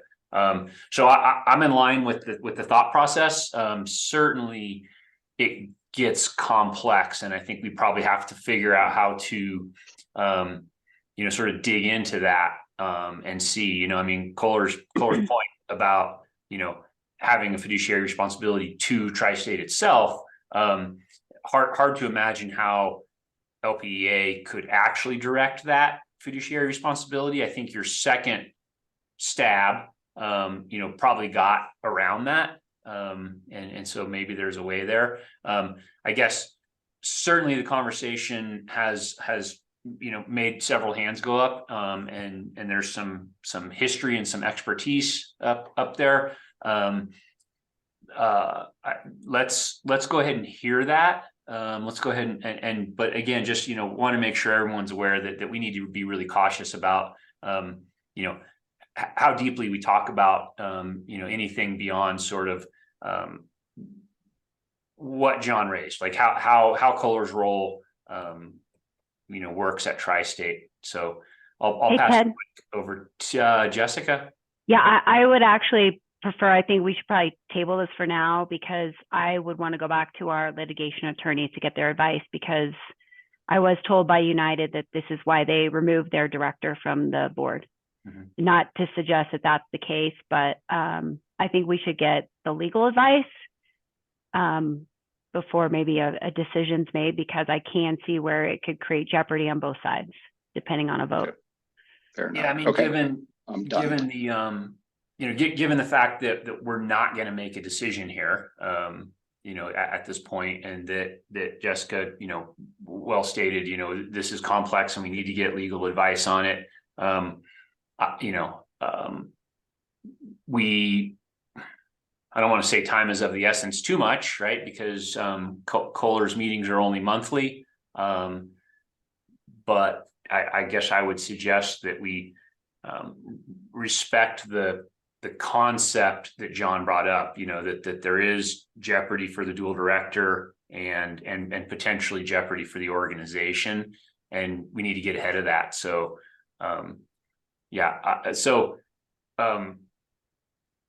let's table it. You know, Kirsten and Dan, I'm going to give you guys just a second to weigh in on that, but let's realize that we're not trying to drive to a resolution right here, right now.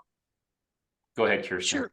Yeah. Hey, Kohler, do you still meet with LPEA staff every month before the Tri-State Board? I know you used to. Yeah. I know you used to, and you might want to consider, you know, doing that again, taking the agenda and saying, guys, this is what's on the agenda. Anything I want to know, and any messages you want me to carry. I found it very helpful. Thanks for that. I think another thing that I will do is I will share the agenda also with the whole board. I get it ahead of time. I do put it in the drive, but that's after the meeting. I will share it ahead of time, and that'll give you a chance to look at it as well. Okay, Dan Huntington, please give us your thoughts on that. Yeah, I don't think there's a big problem here. Anything that's going to be discussed at Tri-State concerning LaPlata Electric, Kohler's got a conflict of interest, so he's going to automatically have to abstain. Just like we are. If I was negotiating a contract with LPEA on an easement, I've got a conflict. I can't participate in the discussion or the vote. So Kohler's got that option up there, and I don't believe we're discussing something that doesn't need to be discussed right now, because he's got a conflict just like all the other directors are dual directors. And when it deals with their personal co-ops, they've got a conflict of interest. So that's my point on this deal right now. Yeah, thanks, Dan. And just last one on this, Tim. Yeah, I just wonder if there is any action that we should take regarding the bylaws vote to raise the question as to whether that was properly conducted. And I don't think that should come from Kohler, but it would come from Graham or whatever. I don't think that vote was properly conducted. We should at least ask that. That's my opinion. And Tim, I think I will start by asking that question with Matt specifically, and he and I will have a conversation, and we'll start there. I think is a good place. Perfect. Thank you. Yeah. Thanks for that, Tim, and Graham for following up. Okay, that's sort of tabled for the time being. Obviously still consider it important, and we need to do some more research and get out in front of it. Anything else at this point for Kohler before we move on? All right, thanks a lot, Kohler. Fast track, Tim, what else you got for us? Well, I gave you my report in the packet, so it stands as it is. If anyone has any questions, I'm happy to try and answer them. Alrighty. All right, off easy. Holly, CREA.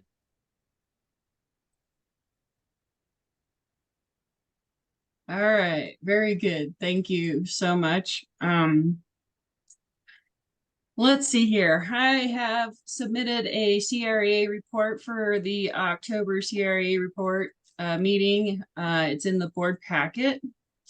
I'm going to try. I would like to keep it as brief as Tim did his, but I always respect the way Kohler pulls out some points in his report. So I've got some things highlighted.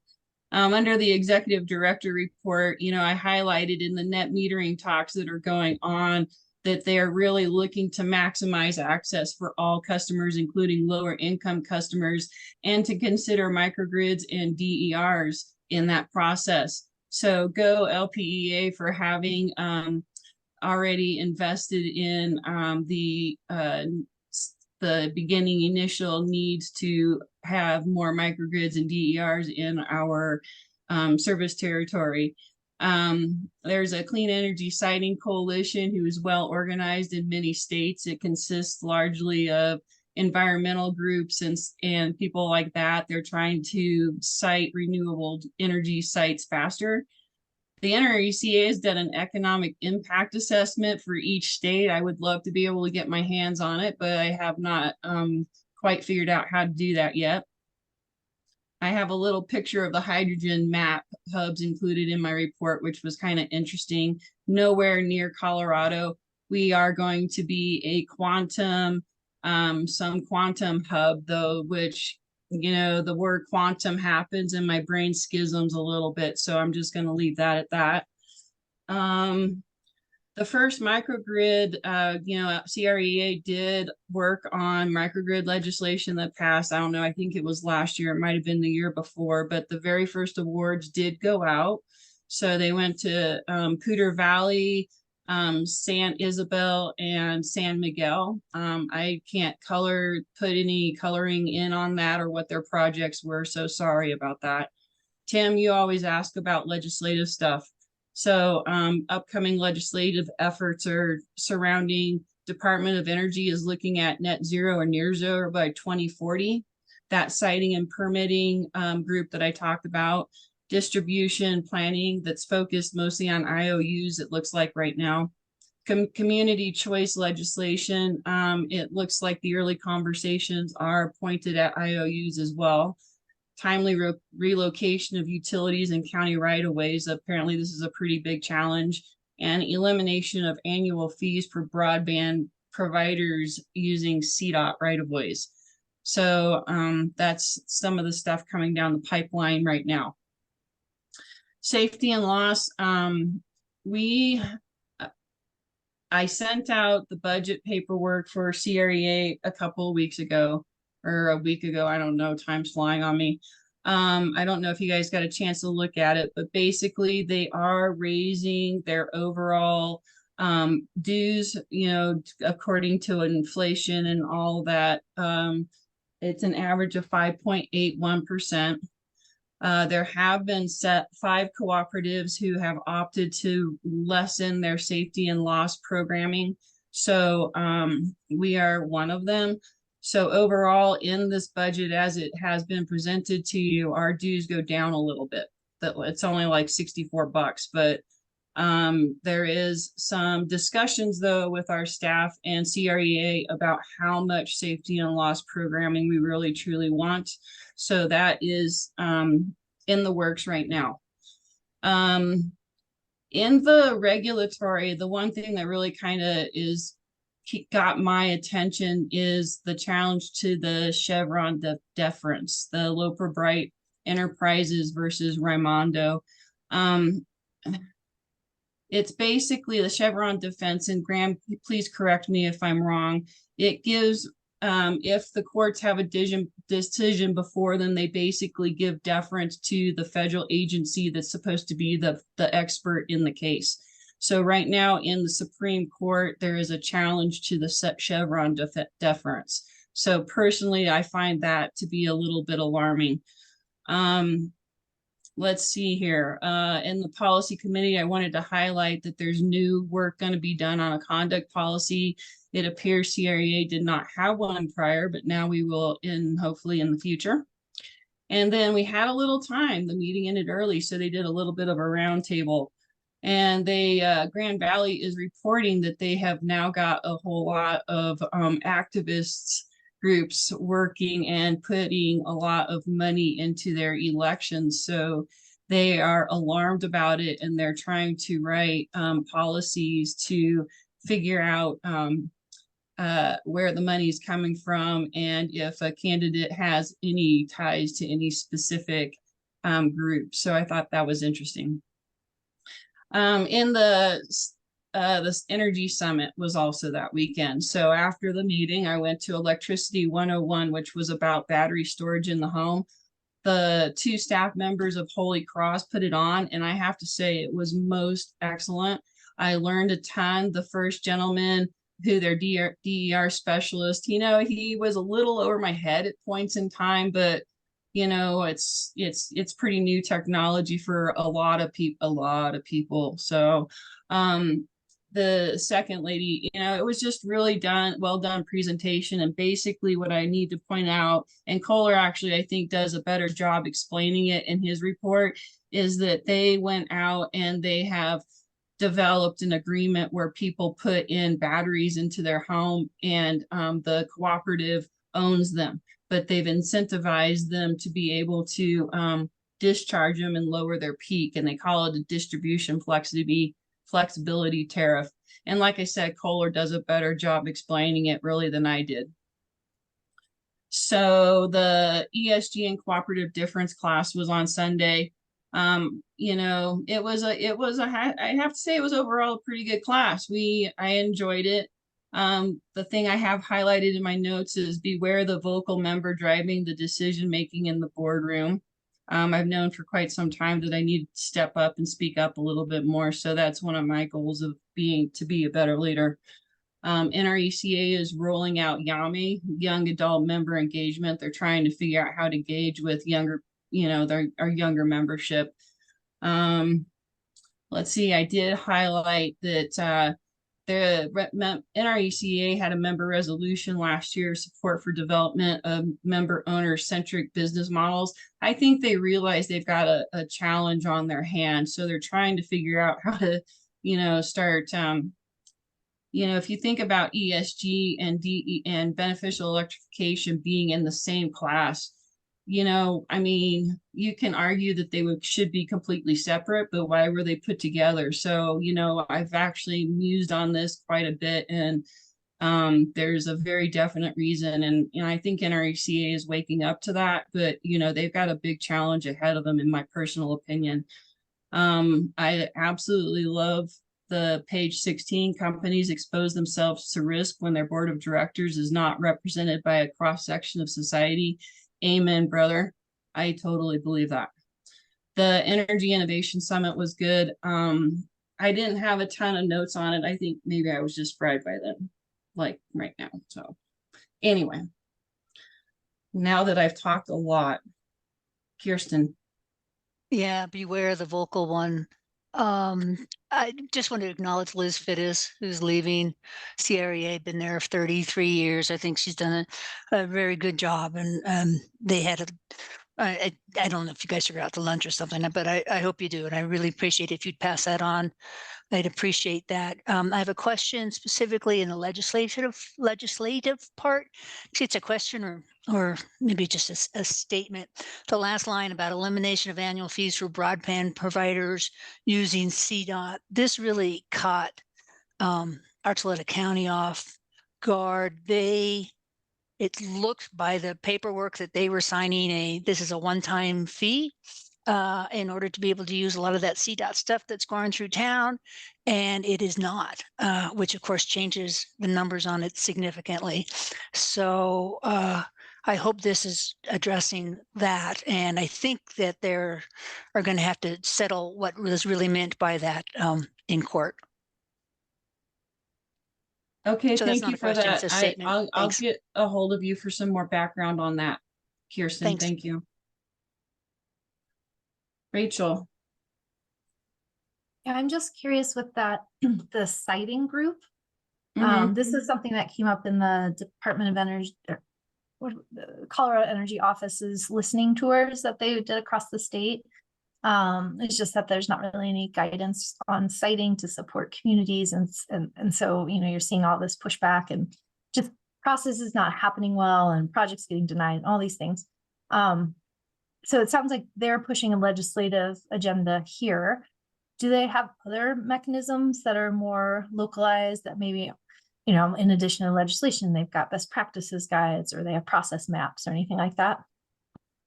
That's a good question, Rachel. I do know that they are very highly collaborative. So they are building the relationships. And I think that's one of their primary ways that they're approaching this. I could check into it and see if I can get any more information though for you.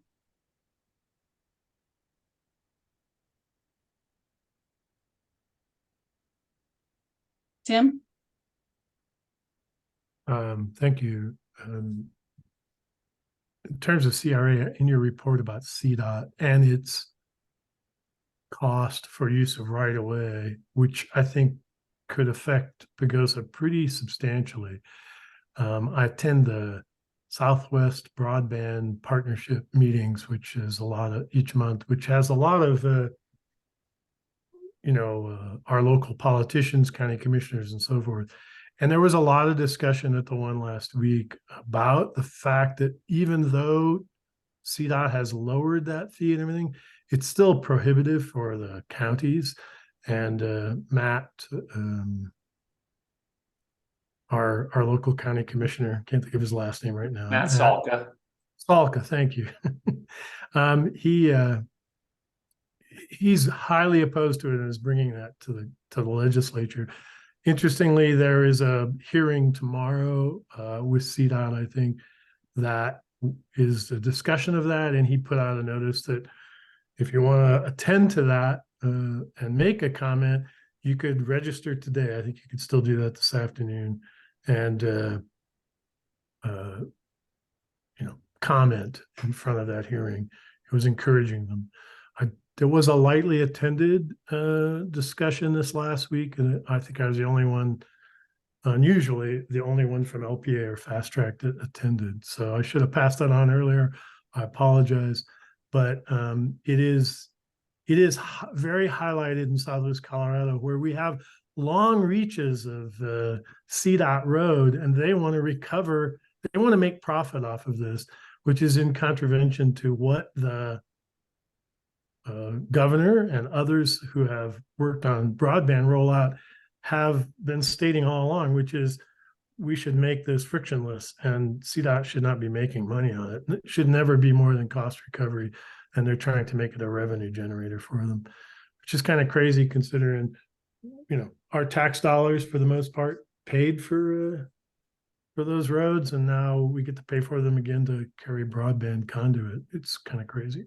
So it's a big issue. A lot of people focused on it. Thank you for bringing that up. Yeah, thank you for that background, Tim. And certainly, I will definitely keep that in mind. Rachel, did you have another question? No, ma'am. All right, thank you. Hand is up. Oh, there you go. All right, so finally, the next CREA meeting is December 7th and 8th, and the 7th is twice a year they have a joint board and managers meeting, and that will be held at the Tri-State Board table. And then on the 8th, I believe it's at the CREA headquarters. So happy Turkey Day, everybody. Gobble, gobble. Thank you. Thanks a bunch, Holly.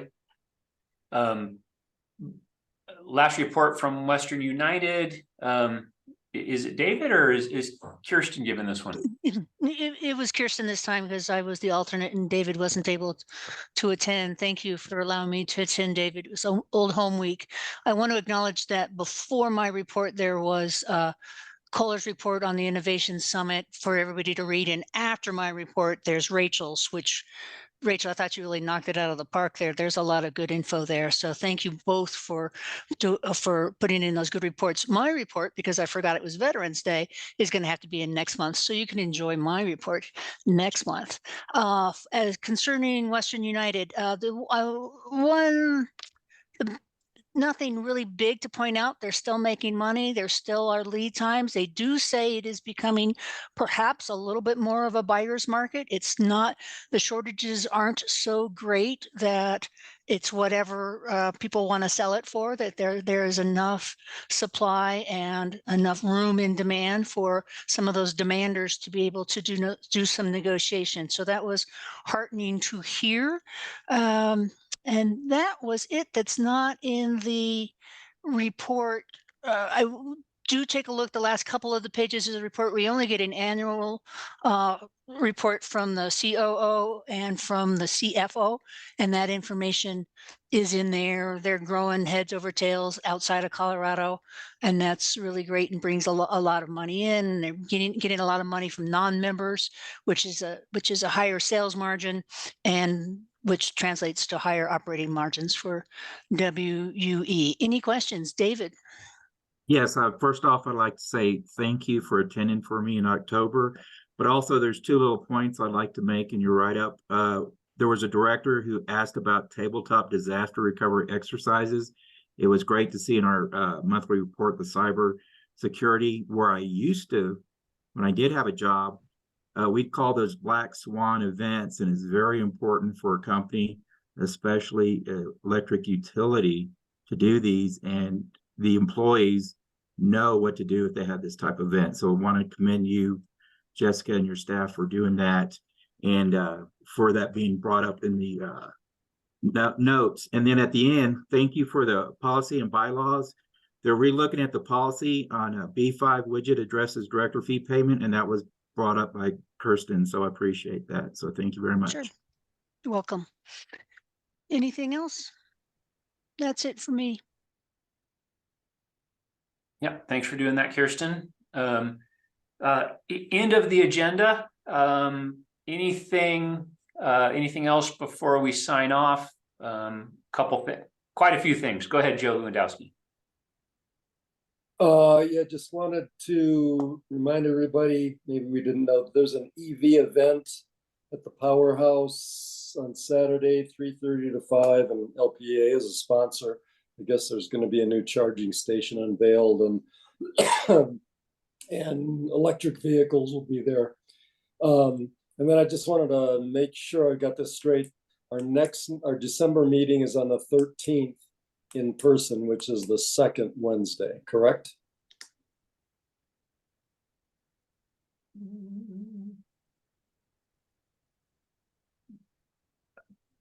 Correct. Okay, thank you, Jessica. Great. Yep, December 13th was the second week of December. Great, thanks. Tim, go ahead. Yeah, I'm sorry. I didn't bring this up earlier. Somehow the discussion on financials seemed to glide by, and I didn't catch that. And we didn't have them available in FAC, but I had a couple questions on the financials, which are at the very end of my board report or meeting book.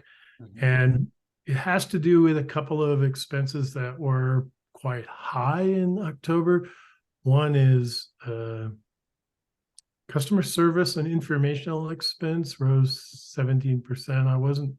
In the body of that report was something about an expense overage that had to do with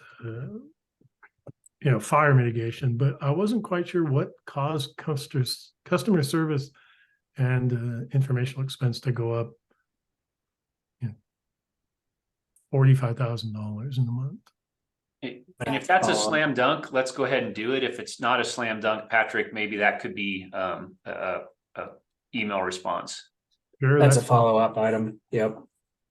The other is interest expense. I don't know if that's just related to increased interest rates of some kind, but that's also like it jumped 411%. So yeah, you can get back to me on an email. That's fine. Absolutely. So appreciate that. One last thing is, I would just say that this has been a really lively board meeting. Lots of things to be thankful for, especially all the great staff and people we get to work with here. So yeah, happy Thanksgiving. It's a lot to be thankful for. Thanks. Appreciate that, Tim. Holly, please. Great, thank you so much. I just would, in my CRA report, I don't know if you saw that link to United Power's ESG report. I would gloat a little that our CASI was 83 and there's a 77. So, we're kicking butt there. So, also thank you for the NRECA market research report, because overall it looks like we're doing pretty darn good. And I would point out that a key driver was having members' best interests at heart, which leads me to believe that they trust us, if that's one of their highest points. Then I would just like to point out something that Kirsten said on the NRECA report, because I agree with her wholeheartedly. And she talks about how Colorado PACs are lagging in funding and compared to nationwide. And her line says, I suggest this is because NRECA is out of sync with many progressive recs and rec directors in Colorado. I agree with that. And she talks about the only way to affect anything at NRECA is through the resolutions process. And I also agree with that. And so I want to thank you for that. And it's possible, I've been thinking about potentially some of the things that Rachel talks about too, with maybe doing a resolution about languages, having different languages, and, just trying to get more inclusive with your wider stakeholders. But thank you for your work there. And in this season of thanks and Thanksgiving, I'm thankful for the work that this board and this staff is doing. And I'm thankful for all you turkeys. So have a good, safe Thanksgiving. Thank you, Turkey. Kirsten.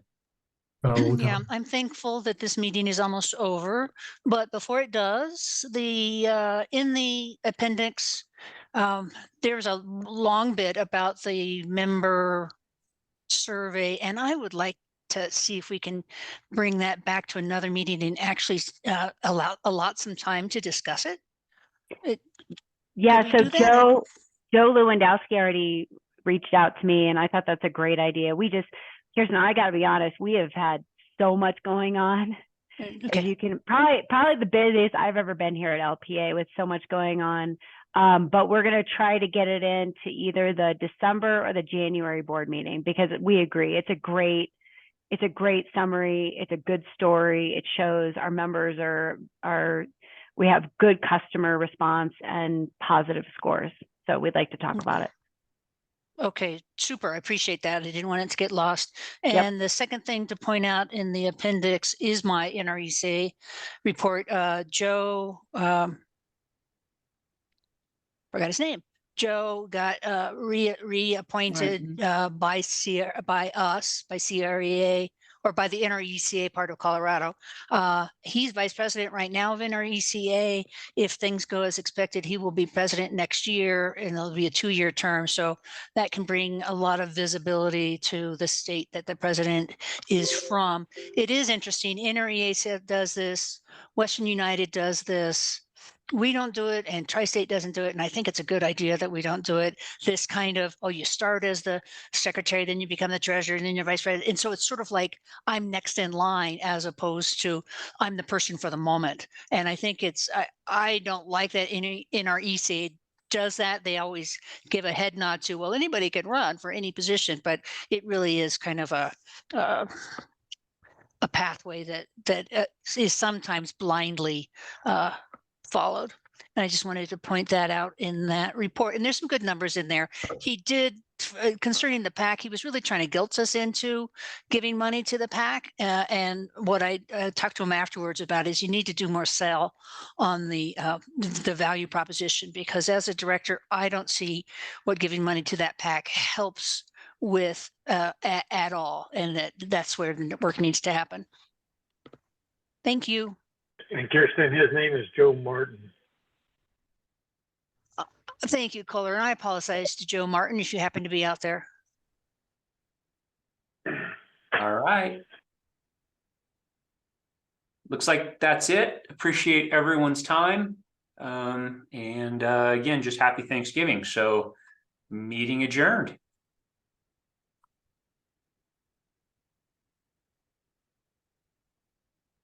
Bye.